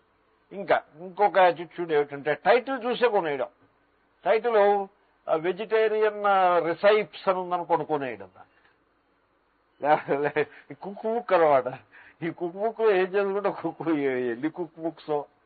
So better desserts అని ఒక పుస్తకం, ఉన్న భోజన సామగ్రి చాలేదు, ఇంకా ఏదో కొత్త పుస్తకాలు. సో టైటిల్ని చూసి ఆ దీంట్లో ఏవో డెజర్ట్లు ఉంటాయి, మనమేమో చక్కగా మధ్యాహ్నం పూట ఖాళీగా ఉన్నప్పుడు అవి తయారు చేసి భుజించవచ్చు. సో అలాగే టైటిల్ని పెట్టుకుంటాం అన్నమాట. అలాగా ఉండకూడదు. ఏదో పుస్తకం పట్టుకున్నాము అంటే you should satisfy all these conditions. అప్పుడు ఏమవుతుందంటే మనిషి హృదయంలో ఆ గాఢశీలత నిర్మాణం అవుతుంది. మంచి పుస్తకాలు చదివేటువంటి హ్యాబిట్ నిర్మాణం అవుతుంది. ఆ చదివేది ఏదో లోతుగా ప్రేమగా చదివేటువంటి అలవాటు వస్తుంది. అలా చదవాలి. పూర్వం వాళ్ళు అలా ఉండేవారు. ఈ అనుబంధ చతుష్టయాన్ని సెటరైజ్ చేసుకుంటే కానీ అసలు మంత్రానికి వ్యాఖ్యానం చూసి పనే లేదు. అలా ఉంది. అంచేతే ఇప్పటికి కూడా ఎక్కడికి వెళ్ళినా గీతా భాష్యం తీసి చూడండి, ఈ గీత మనం ఎందుకు చదవాలి, ఇది చెప్పేది ఏమిటి, ఆ చెప్పేదాని వల్ల మనకి ఏ ప్రయోజనం సిద్ధిస్తుంది అని ఈ విధంగా ఈ అనుబంధ చతుష్టయ విచారము ప్రతి గ్రంథానికి ఉంది. ఇక్కడ కూడా చేసినాము. So we have now convinced hour results that it's a good book and we have to read it. ఆ ఉపనిషత్తు. సో ఏవం ఉక్త సంబంధ ప్రయోజనాయా, సంబంధము ప్రయోజనము మొదలైన అనుబంధ చతుష్టయాలన్నీ కూడా నిరూపించడమైనటువంటి ఈ ఉపనిషత్తుకి నేను అల్పాక్షరం గ్రంథ వివరణం ఆరభ్యతే అని భాష్యకారులు అంటారు. నేను గ్రంథాన్ని అంటే ఆ మంత్రభాగాన్ని వివరిస్తాను. ఎందుకంటే ఆ మంత్రాన్ని అన్వయించటంలో కష్టం ఉంటుంది. ఆ సంస్కృతము కొంచెం ప్రాచీనమైన వైదిక సంస్కృతానికి మామూలుగా లౌకిక సంస్కృతానికి చాలా భేదం. తర్వాత ఒకప్పుడు మంత్రాక్షరాలు అక్కడ స్పష్టంగా మనకి తెలుస్తూ ఉంటాయి, కానీ తాత్పర్యం తెలియదు. ఓ మంత్రం ఉంది, అంధో మణిమవిందత్ తమనంగులి రావయత్ అని ఇలాగ అరుణ ప్రశ్నలు. ఒక గురుడ్డివాడు మణి అంటే తెలుసు, జమ్ స్టోన్ అని దొరికించుకున్నాడు, దొరకబుచ్చుకున్నాడు. అవిందత్ అంటే వాడు వెతికి పట్టుకున్నాడని అర్థం. అంధో మణిమవిందత్. ఆ మణిని ఆ జమ్ స్టోన్ తోటి ఉంగరం చేసి వ్రేళ్లు లేనివాడు తన చేతికి పెట్టుకున్నాడు. తమ్ అనంగులిహి ఆవయత్. అనంగులిహి అంటే వ్రేళ్లు లేనివాడు పెట్టుకున్నాడు. ఏమిటి మంత్రం? కాబట్టి అప్పుడు ఏం చేయాల్సి ఉంది, ఏమిటి ఇలా ఉందండి, కానీ మరి వేద మంత్రం. therefore there must be some very significant meaning to that. అప్పుడు కొంత భాష్యకారుల యొక్క సహాయాన్ని మనం తీసుకుంటే అక్కడ వాళ్ళు వ్యాఖ్యానం చేస్తారు. అంధోమణిమవిందత్ అంటే ఆత్మ అనేటువంటి స్వయం ప్రకాశమైన ఆత్మతత్వము బ్రహ్మ వీడి హృదయంలోనే ఉంది, కానీ వీడు అంధుడై ఉన్నాడు. సో అంధుడు మణి పట్టుకున్న అంధుడు లాంటి వాడని ఏదో some such meaning must be they. So అలాగా మనకి భాష్యకారుల యొక్క సహాయం అవసరం. కాబట్టి అటువంటి అవసరాన్ని గుర్తించి నేను ఈ గ్రంథాన్ని మీకు వివరిస్తున్నాను. అయితే ఎలాబొరేట్గా పేజీలకు పేజీలు నేను రాయను, అల్ప వివరణం. ఎంత అవసరమో సూక్ష్మంగా, సింపుల్గా, బ్రీఫ్గా నేను వివరణ ఇస్తాను అని అంటాను. ఇక్కడే కాదు, అది ఒక్కొక్క ఆధార్ యొక్క స్టైల్ ఒక్కొక్క రకంగా ఉంటుంది. బృహదారణ్యకం దగ్గర అంటారు ఆయన రుజు వివరణం ఆరభ్యతే అంటారు, ఎ స్ట్రైట్ ఫార్వర్డ్ డిస్క్రిప్షన్ అని అంటారు. ఇంకో చోట కూడా ఈ అల్పశబ్దాన్ని వాడతారు. ఊరికే ఛాదస్థంగా పేజీలకు పేజీలు రాసుకుంటూ నేను వెళ్ళను, సింపుల్గా రాస్తాను. తైత్రీయానికి కూడా చాలా సింపుల్గా ఉంటుంది. కొంతమంది విస్తారంగా రాస్తారు, అదో స్టైలు. ఇప్పుడు వ్యాస మహర్షి ఉన్నాడు అనుకోండి, ఆ వ్యాస పద్ధతి అంటారు. వ్యాస పద్ధతి, సమాస పద్ధతి. వ్యాస పద్ధతి అంటే వివరించటం, ఎక్స్పాండ్ చేయటం. సమాస పద్ధతి అంటే కుదించి చెప్పడం. రెండూ కూడా విద్వాంసుల యొక్క అధీనంగా ఉంటాయి. విద్వాంసుడు అంటే సమర్థుడైన పండితుడు విస్తారంగానూ చెప్పగలడు, కుదించి చెప్పగలడు. సో రెండు పద్ధతులు ఉన్నాయి. శంకరులది సమాస పద్ధతి, బాగా సంగ్రహంగా చెప్తారు. ఉరికే పేజీలకు పేజీలు రాయరు. అంచేతనే తైత్రీయ ఉపనిషత్తుకి శంకరుల భాష్యం సింపుల్గా తక్కువ పేజీల్లో ఉంటుంది. తైత్రీయ ఉపనిషత్తు మీద విద్యారణ్య స్వామి భాష్యం వేస్తారు. దాని పేరే బృహద్వివరణము అని పేరు. దాని పేరే, ఆ భాష్యం పేరే బృహద్వివరణం. అది ఎంత ఉంటుంది అది. సో ఇంక ప్రపంచంలో ఉన్న కొటేషన్స్ అన్ని దాంట్లో పెట్టేసి ఆయన విస్తారంగా రాస్తారు. ఆయన స్టైల్ అది. He has the energy and ఉత్సాహం ఉంది, పాండిత్యం ఉంది, రాస్తారు. సో అల్పాక్షరం గ్రంథ వివరణం ఆరంభ్యతే. నేను చాలా సరళమైనటువంటి గ్రంథ వివరణాన్ని నేను ఆరంభిస్తున్నాను అని అన్నారే కానీ మళ్ళీ ఇంతట్లోకి ఉపనిషత్ శబ్దానికి అర్థం చెప్పాలని ఆయన కనిపించింది. ఇంతకుముందు కఠోపనిషత్ భాష్యంలో అర్థం చెప్పారు, తైత్రీయ భాష్యంలో అర్థం చెప్పారు. ఎవడైనా ఒక విద్యార్థి ఆ భాష్యాలు చదవకుండా దీనికి రావచ్చుగా. ఇది కూడా మౌలికమైన ఉపనిషత్తు. ప్రతి ఉపనిషత్తు కూడా సమగ్రంగా ఉంటుంది. దాంట్లో ఏదో ఆ ఉపనిషత్తులో కొంటుంది, ఈ ఉపనిషత్తులో కొంటుంది అలా కాదు. It is a complete teaching in it self. So కాబట్టి ఆ ఉపనిషత్ అనే పదానికి నేను కొంత అర్థం చెప్పాను. మళ్ళీ ఆయన భాష్యకారులు అర్థాన్ని చెప్తున్నారు. 3 చోట్ల చెప్పారు ఈ ఉపనిషత్ పద నిర్వచనం. ఒకటి కథ, 2 తైత్రీయ, మనం 2 చూసాం, ఇప్పుడు 3వ చూసాం. అందాము. యహ ఇమాం బ్రహ్మ విద్యాం, అది యహ కాదు, ఏ. సంధిలో య ఇమాం అని ఉంటుంది. సంధిలో య ఇమాం అని ఉంటుంది. ఇప్పుడు య ఇమాం అని ఉన్నప్పుడు విడతీస్తే యహ ఇమాం అవ్వచ్చు, లేకపోతే ఏ ఇమాం అవ్వచ్చు. ఏ బేసిస్ మీద విడతీస్తారు? పక్కన ఉపయంతి అని ఉంది. ఉపయంతి ప్లూరల్. అది చూడగానే నేను యహ మానేసి ఏకి వచ్చాను. అది సందర్భాన్ని బట్టి మీరు అలా బ్రేక్ చేయాల్సి ఉంటుంది. అక్కడ ఉపయంతి బదులు ఉపయాతి అని ఉందనుకోండి, అప్పుడు యహ అని విడతీయ. ఉపయంతి అని ఉంటే ఏ అని విడతీయ. That is how it is. వ్యాకరణ students have to note it. So ఏ ఇమాం బ్రహ్మ విద్యాం ఉపయంతి ఆత్మభావేన శ్రద్ధాభక్తి పురస్సరాః సంతః తేషాం గర్భజన్మజరారోగాద్యనర్థపూగం నిశాతయతి పరం వా బ్రహ్మ గమయతి అవిద్యాది సంసారకారణంచ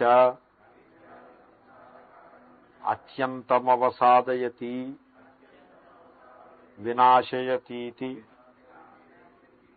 ఉపనిషత్. ఇది ఉపనిషత్ పద నిర్వచనం.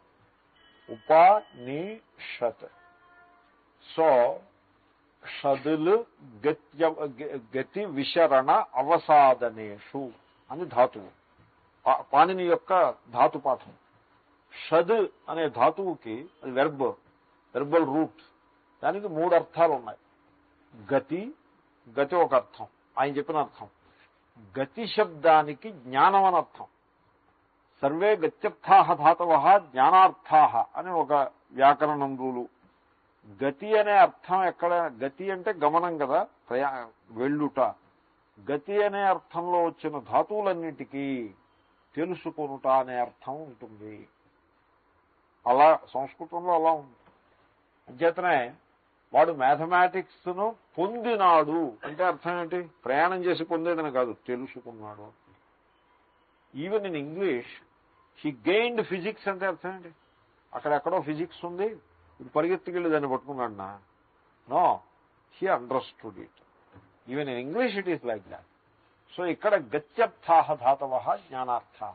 కాబట్టి షద్ అనే ధాతువుకి గతి అంటే జ్ఞానము. తర్వాత విశరణ అంటే శిథిలీకరణము, అంటే దాన్ని లూజుగా చేయుట. శిథిలీకరణం అంటే లూజుగా చేయటం అనే అర్థం ఉన్నది. ఇప్పుడు పెరుగు ఉందనుకోండి, గడ్డగా ఉందనుకోండి, దాన్ని మీరు కవ్వంతో మంథనం చేసినట్లయితే అది శిథిలమవుతుంది, శిథిలీకరణము అంటారు. లేకపోతే తాడు గట్టిగా కట్టేసి ఉందనుకోండి, దాన్ని లూజ్ చేస్తే దాన్ని కూడా శిథిలీకరణము అంటారు. ఇక్కడ అది టాపిక్. ఇక్కడ పెరుగు టాపిక్ కాదు, తాడు టాపిక్. ఎందుకంటే సంసారం అనే బంధం గురించి ఇక్కడ మాట్లాడతాం. ఆ బంధం ఎలాంటిదంటే దాన్ని ఓ పిసరు లూజ్ చేసినా సంతోషమే. పూర్తిగా నివారించక్కర్లేదు. పూర్తిగా కట్టేసి పెట్టారనుకోండి, వాడి కదలడానికి కూడా లేకుండా ఎల్బో రూమ్ అంటారు. ఆ ఎల్బో రూమ్ లేకుండా అయిపోతాం. అప్పుడు కొంచెం ఒక్క పిసరు ఇలా కదిలేసే అవకాశం వచ్చినా కూడా సంతోషం. సంసారం అలాంటి మహాపర్వతం నెత్తి మీద ఉన్నట్టే. సో ఒక్క పిసరు వెసులుబాటు అంటారు తెలుగులో. ఒక్క పిసరు వెసులుబాటు లభించినా అమ్మయ్య అని అనుకుంటాడు. ఎందుకంటే మైండ్ అది అలాగే వీడిని ఆందోళనకి గురి చేసేస్తూ తట్టుకోలేకపోతాడు. ఈ ఆందోళనలు సంసారము దాంట్లో అలాగ వేగంగా పూర్ణమైనటువంటి శ్రద్ధతో సంసారంలో ప్రవేశించకూడదు. ఎందుకంటే సంసారము చాలా టాక్సిక్ అది. ఇప్పుడు నేను చూస్తూ ఉంటాను, ఈ కొడుకులు, కోడళ్ళు, కూతుళ్ళు, అల్లుళ్ళు, బావలు, బావమరుదులు వీళ్ళు వాళ్ళ మీద, వాళ్ళు వీళ్ళ మీద, వీడి డబ్బు వాడి డబ్బు, అందరూ లక్షాధికారులే, అందరూ దెబ్బలాడేసుకుంటూ ఉంటారు. చాలా భయంకరంగా దెబ్బలాడేసుకుంటారు. అందరూ కావలసిన వాళ్లే, మళ్ళీ అందరూ cousins, distant cousins, near by cousins, అంతా పరస్పరము ఎంత దృఢమైన రాగద్వేషాలు ఉంటాయంటే దట్ బికమ్స్ వెరీ చాలా చాలా కష్మలమైనటువంటి వాతావరణ నిర్మాణం అయిపోతుంది. ఇద్దరు మనుషులు కలిశారంటే ఆ గ్రూప్ బంధువర్గంలో వీడి మీద చెప్పుకోవడమో, వాడి మీద చెప్పుకోవడమో, వాడు వీడిని తిట్టడమో, వీడు వాడిని తిట్టడమో, నా డబ్బు వాడు కొట్టేసేయడమో, వాడి డబ్బు వీడు కొట్టేసేయడమో. తండ్రి కొడుకులు దెబ్బలాడుకుంటారు ధనం కోసం, తల్లి కొడుకులు దెబ్బలాడుకుంటారు ధనం కోసం. తండ్రి పోనీ అంటే పోనీ కొంత ఆ రకమైన రాజ్యసంగలవాడు, తల్లి కొడుకులు దెబ్బలాడుకుంటారు. కొడుకు మీద దావా వేసిన తల్లిని నేను ఎరుగుతాను, ఎందుకమ్మా నీకు ఉన్నది చాలు కదా, వదిలిపెట్టేమో పోనా నీ కొడుకే తెలిసినాడు పొందేడు కదా అంటే, మీకేం తెలుసు స్వామీజీ, ఓకే శుభం భూయ గో హెడ్. ఇప్పుడు ఆ దావాన్ని ఎక్కడానికి మీరు ఆశీర్వదించండి, పైగా ఇదొకటి. సో ఆ మైండ్ బాగా కలుషితం అయిపోయి ఉంటుంది రాగద్వేషాలతోటి. దాంట్లో ఇటువంటి వైరాగ్యము ప్రవేశించదు. కాబట్టి జాగ్రత్త పడాలి. సంసారం అంటే అది టాక్సిక్ థింగ్ ఇట్ ఈస్. ఇప్పుడు ఈ పొల్యూషన్ ఎఫ్లూయెంట్ ట్రీట్మెంట్ ప్లాంట్స్ అని ఎప్పుడైనా ఉన్నారా? అంటే పెద్ద ట్యాంక్ ఉంటుంది, ఆ ట్యాంక్ నిండా పొల్యూటెంట్స్ అన్నీ వచ్చి పడుతూ ఉంటాయి. అది దాని దగ్గరికి వెళ్ళాలంటే భయం వేస్తుంది, ఎందుకంటే దాని నుంచి టాక్సిక్ గ్యాసెస్ వస్తూ ఉంటాయి. సమ్ లిక్విడ్ డ్రాప్లెట్స్ కూడా మీద పడ్డా చాలా టాక్సిక్ గా ఉంటాయి, ఎసిడిక్ గా ఉంటాయి. ఎసిడిటీయే కదా, ఈవెన్ ఆల్కలైన్ మాత్రం ఏం తక్కువ ఏంటి. ఒకవేళ మనిషి వెళ్ళి దాంట్లో పారేశారనుకోండి ఏమన్నా, అమ్మ బాబాయ్ అమంగళం అప్రతిహతమస్తు. అంత కఠిన, అంత కష్టం ఎవరికి రాకూడదు. సంసారం అలా వెరీ వాట్ అయింది. సంసారం అలా హైలీ టాక్సిక్ ఇట్ ఈస్. మీరు దాంట్లో ప్రవేశిస్తే మీ మనసు చెడిపోతుంది, ఇంకేమీ చేయనక్కర్లేదు. సంసారం మనసు చెడగొట్టుకోవాలంటే దాంట్లో ప్రవేశించడం అంటే. అంచేత ఏం చేయాలి? మనం మ్యానిపులేట్ చేసేది ఏమీ లేదు, అలా నడుస్తూ ఉంటుంది సంసారం. మన కర్తవ్యం లవ్ అండ్ ఎఫెక్షన్ తోటి మనం చేయాల్సింది ఏమైనా ఉంటే చేసేయటం, పక్కకి తప్పుకోవడం. రామకృష్ణ అనుకుంటూ ఈశ్వరుణ్ణి శరణ వేడి ఈశ్వరుణ్ణి భజిస్తూ కూర్చోవడం. ఈశ్వరుని భజించడం అంటే ఇదేనుండో, మళ్ళీ ఈశ్వరుని భజించడం అంటే ఇంకేదో వేరే ఉందనుకుంటారేమో. ఆత్మవిచారం అంటే ఈశ్వరుని భజనే. భక్తి నిరూపణం వస్తోంది వివేక చూడమణిలో. స్వస్వరూపానుసంధానం భక్తిరిత్యభిధీయతే.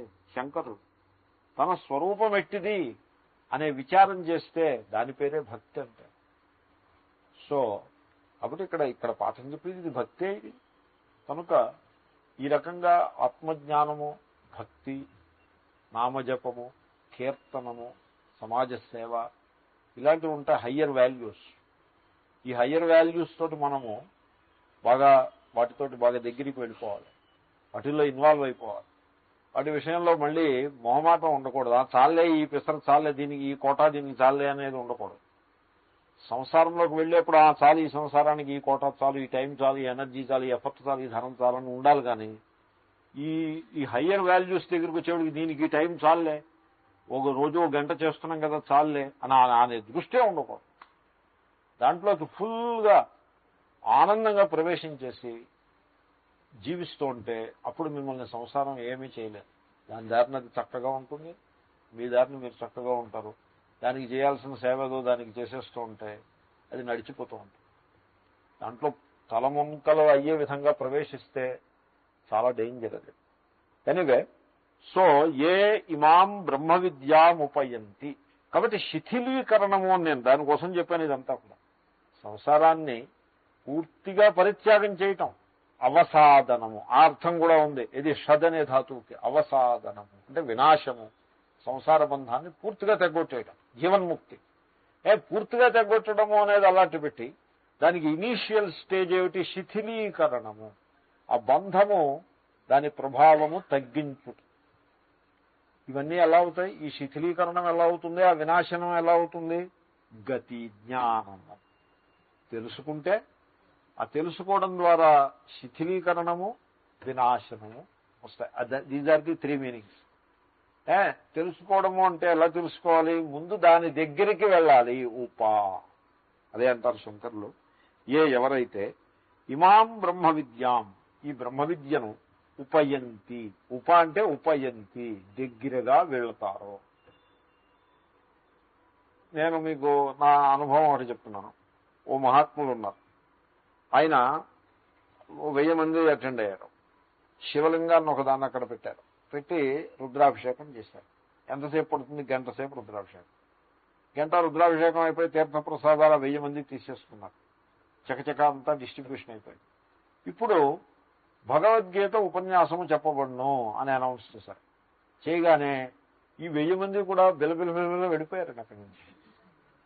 పైగా గడబిడ కూడా చేస్తారు. అయ్యా, భగవద్గీత ఉపన్యాసం ఉంటుంది, మీరు అలా చేయకండి, మీకు పని అయిపోతే మీరు దయచేసి దూరంగా వెళ్ళండి, ఇక్కడ ఉండి మాట్లాడద్దు అని మళ్ళీ అనౌన్స్మెంట్ మైకులో. ఆఖరికి 30 మంది మిగిలి. సో అలాగా మనస్సు, మానవుల యొక్క మస్తిష్కం ఆ విధంగా ట్రిక్స్ ప్లే చేసి మనిషిని సన్మార్గం నుంచి దూరంగా తీసుకుంటాం.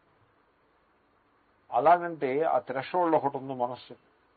కాబట్టి ఆ థ్రెషోల్డ్ని మీరు క్రాస్ చేసి, ఇనీషియల్ ఎఫర్ట్ ద్వారా ఆ థ్రెషోల్డ్ని క్రాస్ చేసి you have to go near బ్రహ్మ విద్య. బ్రహ్మ విద్య దగ్గరికి వెళ్ళాలంటే అది సామాన్యం కాదు. ఎందుకంటే మీ మనస్సులో ఏదైనా కామన్ ఉందనుకోండి, బ్రహ్మ విద్య వల్ల ఏం ఉపయోగం లేదు. అట్లీస్ట్ సూపర్ఫిషియల్గా కామన్లైన మొక్కుబళ్ళు కామన్లు తీర్చి ఉపాయాలు ఇక్కడే ఉండవు. మీకు చేయి చూపించుకోవాలని ఉందనుకోండి, బ్రహ్మ విద్య దగ్గరికి ఏం ఉపయోగం ఏమి ఉండదు. లేదా మీ జన్మ కుండలి అది రాశి ఫలము కావాలనుకోండి, హియర్ ఇట్ డజంట్ వర్క్. ఇక్కడ ఏమీ ఉండదు. నీవు పూర్ణుడవు అని చెప్తాను. నేను పూర్ణున్నా, ఏమో నాకు ఆ సంగతి తెలియదు బాబు, నాకుండే ఇబ్బందులు నాకున్నాయి, నన్ను వదిలిపెట్టాను అని అక్కడి నుంచి దూరంగా పోతాడు. సో అసలు దాని దగ్గరికి వెళ్ళడమే ఓ భాగ్యం. వాడు చాలా మహాపుణ్యం చేసుకున్నవాడు అయి ఉండాలి. ఉపయంతి, ఎవరైతే ఈ బ్రహ్మ విద్య దగ్గరికి వెళ్తారో, ఉపయంతి, అది అనే శబ్దానికి అర్థం. ఎలా వెళ్ళాలో తెలుసునండి. శ్రద్ధాభక్తి పురస్సరాసంత, ఆ అధికారాన్ని కలిగి వెళ్ళాలి. అధికార సంపదని తాను నిలబెట్టుకుని వెళ్ళాలి. శ్రద్ధ భక్తి. భక్తి అంటే దాని యందు ఆదరము, ప్రేమ, అది గొప్ప విజ్ఞానము, అది మనల్ని ఉద్ధరిస్తుంది అనేటువంటి భక్తి. తర్వాత దానికి ఎఫర్ట్ ఏదైతే ఉందో ఆ ఎఫర్ట్ చేసేటువంటి ఉత్సాహానికి శ్రద్ధ అని పేరు. ప్రీతి, భక్తి అంటే ప్రీతి అండి, ప్రేమ. నాలెడ్జ్ మీద ప్రేమ ఉండాలండి. It is not easy. Knowledge మీద ప్రేమ ఈజీ కాదు. చిన్నప్పుడు మనం ఎలా ఉంటామంటే, తల్లిదండ్రులు పోరుతే చదువుతాం, పోరాలి. కానీ అలా పోరగా వాడు 10వ తరగతికో ఇంటర్మీడియట్లకో రాగానే దెన్ హీ పిక్స్ అప్. వాడు పికప్ చేస్తే ఆ తర్వాత ఏం చేయాలో తెలిసిన, తల్లిదండ్రులు మళ్ళీ పోరాలి. చాలేరా చదువు, పడుకోరా ఈ పాటికి. వాడు 12 అయినా పడుకోడు, 1 గంట అయినా పడుకోడు, అలా చదువుతూ ఉంటాడు. నాన్న చాలేరా, చదివింది చాలా, మాదే పొద్దున్న మళ్ళీ చదువుకోవచ్చు, తెల్లారేగా చదువుకోవచ్చు, పడుకో అని చెప్పాలి వాడికి. చెప్తే వాడంటే డిస్టర్బ్ చేయదు. చూడండి, ప్రారంభంలో ఉన్న స్థితి, ఆ స్థితి నుంచి వాడు గ్రో అవుతాడు. సో ఆ గ్రోత్కి అంటే వాడికి ఆ విద్య మీద అంత ప్రీతి. పుస్తకం చూస్తే ఎక్సైట్ అయిపోతాడు. కొంతమందికి పుస్తకం చూస్తే రిపల్షన్ వచ్చేస్తుంది. ఏమిటండి ఎక్కడ పడితే అక్కడ పుస్తకాలు ఊరికే అడ్డు అని చీవులతో తిడుతున్నప్పుడు, ఏమిటి పుస్తకాలు, ఏమిటి టేబుల్ నిండాలో అల్లి కట్టగట్టి బుట్టలో పెట్టి, ఇప్పుడు టేబుల్ బాగుంది. టేబుల్ అంటే ఫ్లవర్ వేసి పెట్టుకోవాలి, కాఫీ కప్పులను పెట్టుకోవాలి, కానీ ఏమిటి పుస్తకాలు, ఏమిటి టేబుల్ నిండాను, what nonsense it is.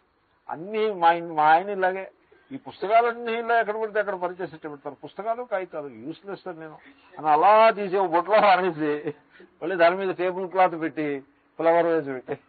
కొంతమందికి పుస్తకాలన్నా కాగితాలన్నా రిపల్షన్. ఎవరో నాతో ఉన్నారు, స్వామీజీ మీ టేబుల్ నిండా అన్ని చాలా చెల్లా చెదురుగా ఉన్నాయన్న. అమ్మా మీరు అలా అనొద్దు దయచేసి, అవి చెల్లా చెదురుగా లేవు, కరెక్ట్ గా ఉన్నాయి. ఎందుకంటే మీ దృష్టికి అవి చెల్లా చెదురు కాదు, నా దృష్టికి చెల్లా చెదురు కాదు. అవి ఎక్కడ ఏ కాగితం ఎక్కడ ఉండాలో అక్కడే ఉంది. అవి లేదు, అలా తీస్తూ ఉంటారు, అలా పెడుతూ ఉంటారు. ఆ పని అయిపోయిన వెంటనే దాన్ని కవర్లో పెట్టి లోపల పెట్టేస్తూ ఉంటారు. ఏది అవుట్ ఆఫ్ ప్లేస్ ఏదీ లేదు. కాబట్టి సో రిపల్షన్ ఉండకూడదు, ప్రీతి ఉండాలి, ప్రేమ ఉండాలి, భక్తి. తర్వాత ప్రేమ ఉంటే చాలదు, శ్రద్ధ ఉండాలి, ఎర్నెస్ట్నెస్. శ్రద్ధ అంటే ఎర్నెస్ట్నెస్. నేను మొన్న శ్రద్ధ గురించి చెప్పినప్పుడు నాకు ఎర్నెస్ట్నెస్ అనే పదం గుర్తు రాలేదు, ఇది ఈవేళ గుర్తుకొచ్చింది. సో ఎర్నెస్ట్నెస్, ఎంథూజియాజం, ఉత్సాహం, సమధికోత్సాహం అది ఉండాలి. సో శ్రద్ధ భక్తి పురస్సరాసంత. దాంతో బ్రహ్మ విద్య దగ్గరికి వెళ్ళాలి, కానీ ఒక గ్రిమ్ ఫేస్ పెట్టుకుని బ్రహ్మ విద్య దగ్గరికి వెళ్ళకూడదు. కొంతమంది అనుకుంటారు బ్రహ్మ విద్య అంటే చాలా గ్రిమ్ ఫేస్ తోటే పాఠం చెప్పాలేమో అనుకుంటాం. అంతవరకు నవ్వుతూనే ఉండి ఉపనిషత్తు పుస్తకం తెరిచేవాడికి బిగుసుకుపోవడం అలా కూడా అక్కర్లేదు. Need not be like that. You should be cheerful and enthusiastic and having a fund of love for the knowledge. ఆ విధంగా మీరు వెళ్తే ఆ నాలెడ్జ్ మిమ్మల్ని వరిస్తుంది. మనం దీన్ని కఠోపనిషత్తులో చూసాం. య ఆత్మానం వృణుతే తేనైష లభ్య అని అలా వస్తుంది. సో నాయమాత్మా ప్రవచనేన లభ్య న మేధయాన బహునాశ్రుతేన యమేవైష వృణుతే తేన లభ్య అని. That is the. ఇంకేదో ఉంది, ఎవడు దీన్ని వరిస్తాడో వాడికి ఈ విద్య లభిస్తుంది. వరించాలి.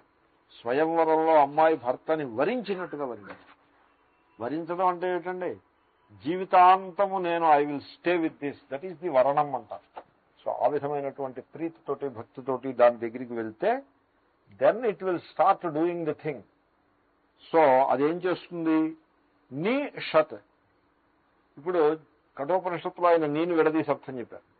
ఇప్పుడు నేను కలిపి అర్థం చెప్తున్నాను. నిశాతయతి. నిశాతయతి అంటే కోసివేసేది, కోసివేస్తుంది. దేన్ని కోసివేస్తుంది? తేషాం గర్భ జన్మ జరా రోగాది అనర్థపూగం నిశాతయతి. పూగం అంటే సముదాయం. The group of things are there. All these things they conspire together, they come together to make our life miserable. వాటిని అనర్థపూగం. పూగ అంటే సముదాయము, అనర్థ అంటే హానికారకములు. మన బ్రతుకుని దుర్భరం చేసేటువంటి హానికారకములు ఏవైతే టాక్సిన్స్ అని అర్థం. టాక్సిక్ థింగ్స్ ఏవైతే ఉంటాయో, రాగద్వేషాలు, కామక్రోధాలు, highly toxic. It is like in a vessel, in a metallic vessel you hold acid. ఆ వెస్సెల్ తూట్లు పడిపోతుంది. అలాగే మనస్సు అనేటువంటి వెస్సెల్లో, ఈ పాత్రలో కామక్రోధాలు, రాగద్వేషాలు అనే ఈ acid toxins, acid mixture, aqua regia. So ఆ యాసిడ్ మిక్స్చర్ని కామక్రోధ లోభ మోహ మద మాత్సర్యాదులను ఆ హృదయంలో అలాగా నిలబెట్టుకు ఉంటే ఆ మనస్సు తూట్లు పడిపోతుంది. It gets destroyed. కాబట్టి ఆ టాక్సిన్స్ ఏవైతే ఉన్నాయో వాటినన్నిటినీ నిశాతయతి. సో ఎప్పుడైతే మనస్సు పరిశుద్ధమైపోతుందో ఆ మనస్సులో ఉండే మాలిన్యాల వల్ల కలిగే దుఃఖాలన్నీ కూడా పోతాయి. ఏమిటి? ఎటువంటి దుఃఖము? ఆయన బిగ్గర్ పిక్చర్ చెప్తున్నారు. Smaller picture, bigger picture. Smaller పిక్చర్లో ఏమిటి? పుట్టేమో మరణము. పుట్టాను అనుకుంటే మరణం అలా వెయిట్ చేస్తుంది. నేను పుట్టాను అనుకుంటే death will be waiting. Very interesting. So చాలా చాలా చిత్రమైన విషయం. నేను ఒక ఆయన బర్త్డే పార్టీ చేసుకుంటుంటే చూశాను. నాకు ఇదో ఒక ప్రారంభం. ఏది చూసినా దాన్ని అలా పరిశీలనగా చూడడం ఇదో అలవాటు. మరి ఏం చేస్తాం? So he is a very very rich person. Birthday party చేసుకుంటున్నాం. బర్త్డే పార్టీ అంటే he has spent lakhs on it. వచ్చిన వాళ్ళందరికీ rich food, rich delicious food. ఇప్పుడు కూడా రిచ్ ఫుడ్ తినకూడదు. కొంచెం సాదా భోజనం చేయాలి, కానీ రిచ్ భోజనం చేసేయకూడదు. కాజులు ఇవి అవి రిచ్ భోజనం అంటే మీకు తెలుసు కదా, హైలీ రిచ్ ఫుడ్. అది ఏదో పిసరు పర్వాలేదు, కానీ rich food. Alcohol was flowing like anything. And you believe me, this gentleman's 74th birthday, and he was having a severe asthmatic problem. and therefore he was sitting in the wheelchair. Suit మాత్రం Raymond's suit కొత్తగా తెప్పించి వేసుకున్నాడు. I'm not against the particular person. నేను మీకు ఊరికే మానవ స్వభావం ఎలా ఉంటుందో అందుకోసం చెప్తున్నాను. రేమండ్ సూట్ వేసుకున్నాడు. Why? He is not healthy. Why he should wear Raymond suit? Birthday కదా మరి. He has to present himself before the guest. All wrong values. అంతా బనావట్ అంటారు చూడండి, దిఖావట్టో బనావట్టో. సో సూట్ వేసుకున్నాడు. దెన్ టై ఒకటి, వీల్ చైరు. వచ్చిన వాళ్ళందరూ shake hands, happy birthday, many returns of the happy birthday. So ఈ రకంగా all wrong values item. Everything is a wrong value. నేను I wanted to tell that gentleman, atma has no birth, atma will not die. Will he appreciate it? ఈ క్లాస్లో కూర్చుంటే appreciate చేయగలగచ్చు, కానీ అంత ఆ లెవెల్లో బర్త్డే పార్టీ చేసుకుంటుంటే will he appreciate it? The funny part is, even while the birthday party is going on, he was worried about the impending death. So మానవ స్వభావంలో అజ్ఞానము చాలా హానికారకము, దుఃఖకారకము. Suppose you understand clearly that I was not born and I am not going to die, then one important fear in life is gone. అంతేకాదు, if you understand it clearly, so many other things will go. ఎలాగా? జరా రోగాది. పెద్ద వయస్సు చూసి ముసలితనము ఎప్పుడు బాధిస్తుందో తెలుసునండి. నేను ముసలివాడను అనుకుంటే ముసలితనం బాధిస్తుంది. నేను ఆత్మస్వరూపుడను, నేను దేహము ఏనాడు కాదు. దేహాన్ని సాక్షి రూపంగా దర్శిస్తాను. ఒకప్పుడు ఈ దేహం యవ్వనంలో ఉండేది, ఈనాడు ఈ దేహము శిథిలమయ్యి. ఎందుకు శిథిలం అవ్వాలి? నా ప్రారంభం బాగోలేక, నా కర్మ బాగోలేక. No, by laws of nature, by nature's laws. అది ఇట్ హ్యాస్ అండర్గాన్ ట్రాన్స్ఫర్మేషన్. అది శిథిలం అవ్వలేదు. నేను ఓసారి 1 month క్యాంపులో 1 month కోర్సు చెప్పినప్పుడు యుఎస్లో నేను ఒక మాట చెప్పాను, ఒక స్టేట్మెంట్ చెప్పాను. చాలా it's a very deep statement. నేను ఏమన్నానంటే, the disease starts in the mind అని చెప్పాను. అని చెప్తే నా క్లాసులో బాగా స్పెషలైజ్డ్ డాక్టర్స్ 20-30 మంది ఉన్నారు. వాళ్ళలో నలుగురు, చాలా మంది అందరూ ఏదో స్వామి చెప్తున్నాడు ఏదో అయి ఉంటుందిలే అని వాళ్ళు పాపం జాగ్రత్తగా ఆలోచిస్తున్నారు. కానీ 4-5 వీ ప్రొటెస్ట్ అని అన్నారు. ఎందుకంటే సత్సంగం అది. So question answer session, we protest. అంటే నేను చెప్పాను, ఐ అప్రిషియేట్ యువర్ ప్రొటెస్టింగ్. అంటే will you withdraw your remark? Oh you wish it that way? Okay, I withdraw it my. అయిపోయింది. క్యాంప్ అయిన తర్వాత మళ్ళీ ఆ టాపిక్ తీసుకొచ్చా. In the last week of the camp, do you agree at least now that disease starts in the mind అని అంటే they said yes, we agree. Doctor, disease మైండ్లో start అవుతుంది, డిసీజ్ బాడీలో స్టార్ట్ కాదు. మీరు అదొకటి గమనించండి. ఇప్పుడు నేను అడ్వర్టైజ్మెంట్ చూస్తూ ఉంటాను, మీ గుండె చప్పుళ్లను మీరు వినండి అని ఈనాడులో అడ్వర్టైజ్మెంట్. ఏమిటి గుండె చప్పుళ్ళు అంటే? గుండె ఏదో చప్పుళ్ళు జాగ్రత్తగా చేస్తున్నది, ఆ చప్పుళ్ళు చేస్తోందంటే అది ఇట్ రిక్వైర్స్ ట్రీట్మెంట్ అని అర్థం అని ఏదో something like that he tells. I tell you, your body is the best diagnostic test for you. Do you feel healthy or not?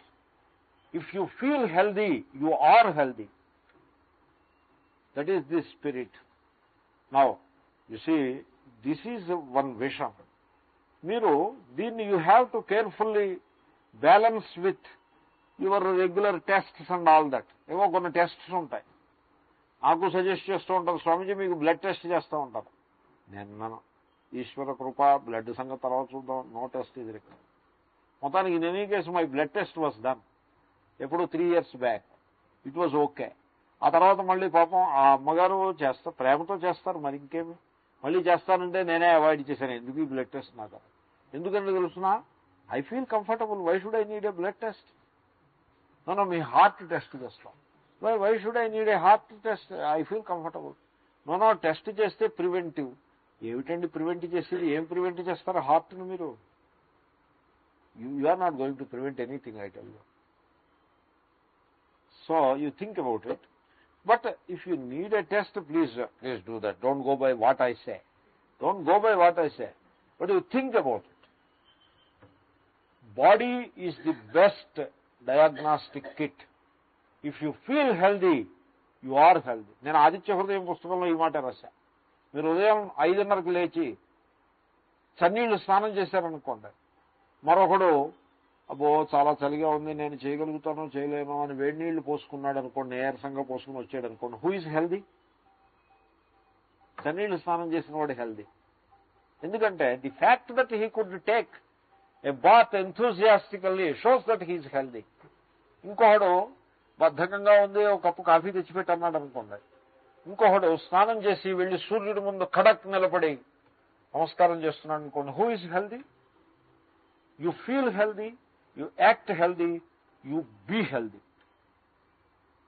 ఎప్పుడైనా అనారోగ్యం చేసినప్పుడు, వైరస్ ఇన్ఫెక్షన్ వచ్చినప్పుడు, don't apply these principles in general. So తర్వాత ఇంకో మాట చెప్తా, ఎందుకంటే topic మొదలుపెట్టే కాబట్టి చెప్తున్నా. దీని మీద ఫిలాసఫీ అండ్ మెడిసిన్ అని ఒక పుస్తకం ఉంటుంది. It is not philosophy and medicine, it is space time and medicine. నేను ఆ పుస్తకం కొనుక్కొచ్చా. I have read it also. It's a very డాక్టర్లు రాసిన పుస్తకాలే, మంచి యూస్ఫుల్ మీనింగ్. ఇప్పుడు చూడండి, arthritis is there, osteoarthritis, knee pain. I too have it, but I do not consider it as a disease. ఎందుకో తెలుసునా? ఇప్పుడు ఒక తలుపు ఏదో ఉందనుకోండి, 100 ఏళ్లు దాన్ని మూసి తీసి అలా చేస్తే ఆ బందులు ఉంటాయి చూడండి, ఆ కీళ్లు అవి కొంత వేరౌట్ ఉంటుంది, అలాగవుతుంది. Do you call it disease? It is not disease.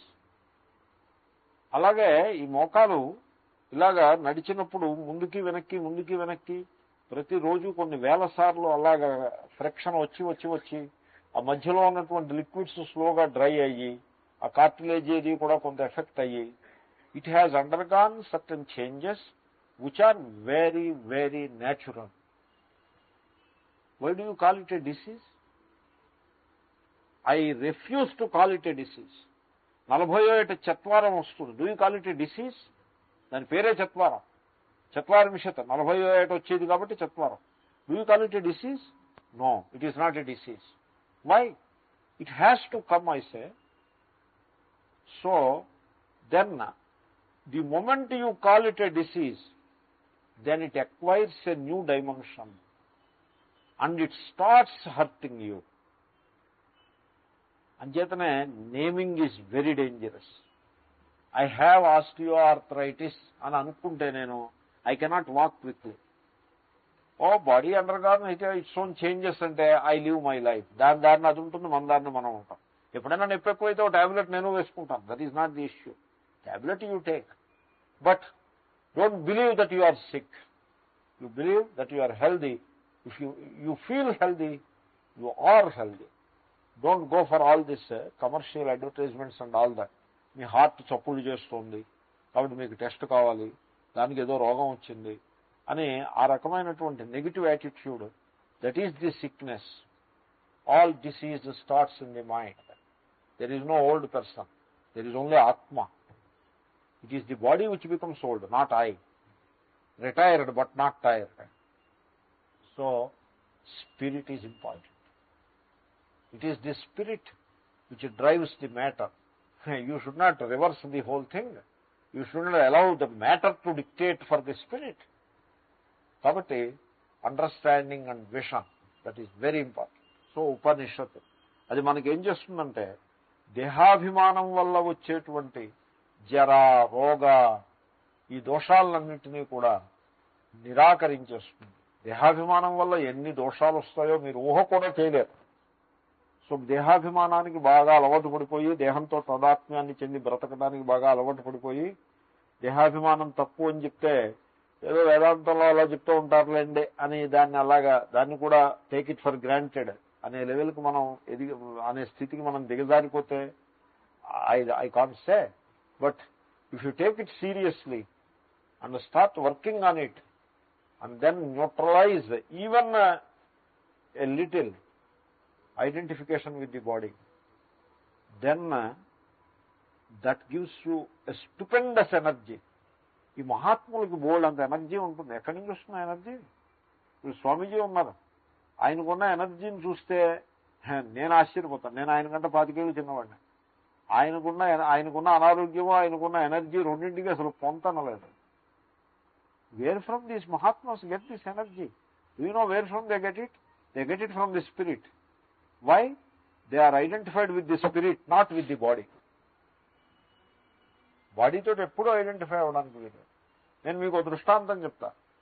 ఓ మహాత్ములు ఉన్న స్వామి అఖండానందజీ మహారాజును మహాత్ములు ఉండేవారు. ఆయన క్యాన్సర్ వ్యాధితో మరణించడానికి ముందు రోజు one young student went and a few devotees, they went to meet him. చుట్టూ 20-30 మంది ఉన్నారు.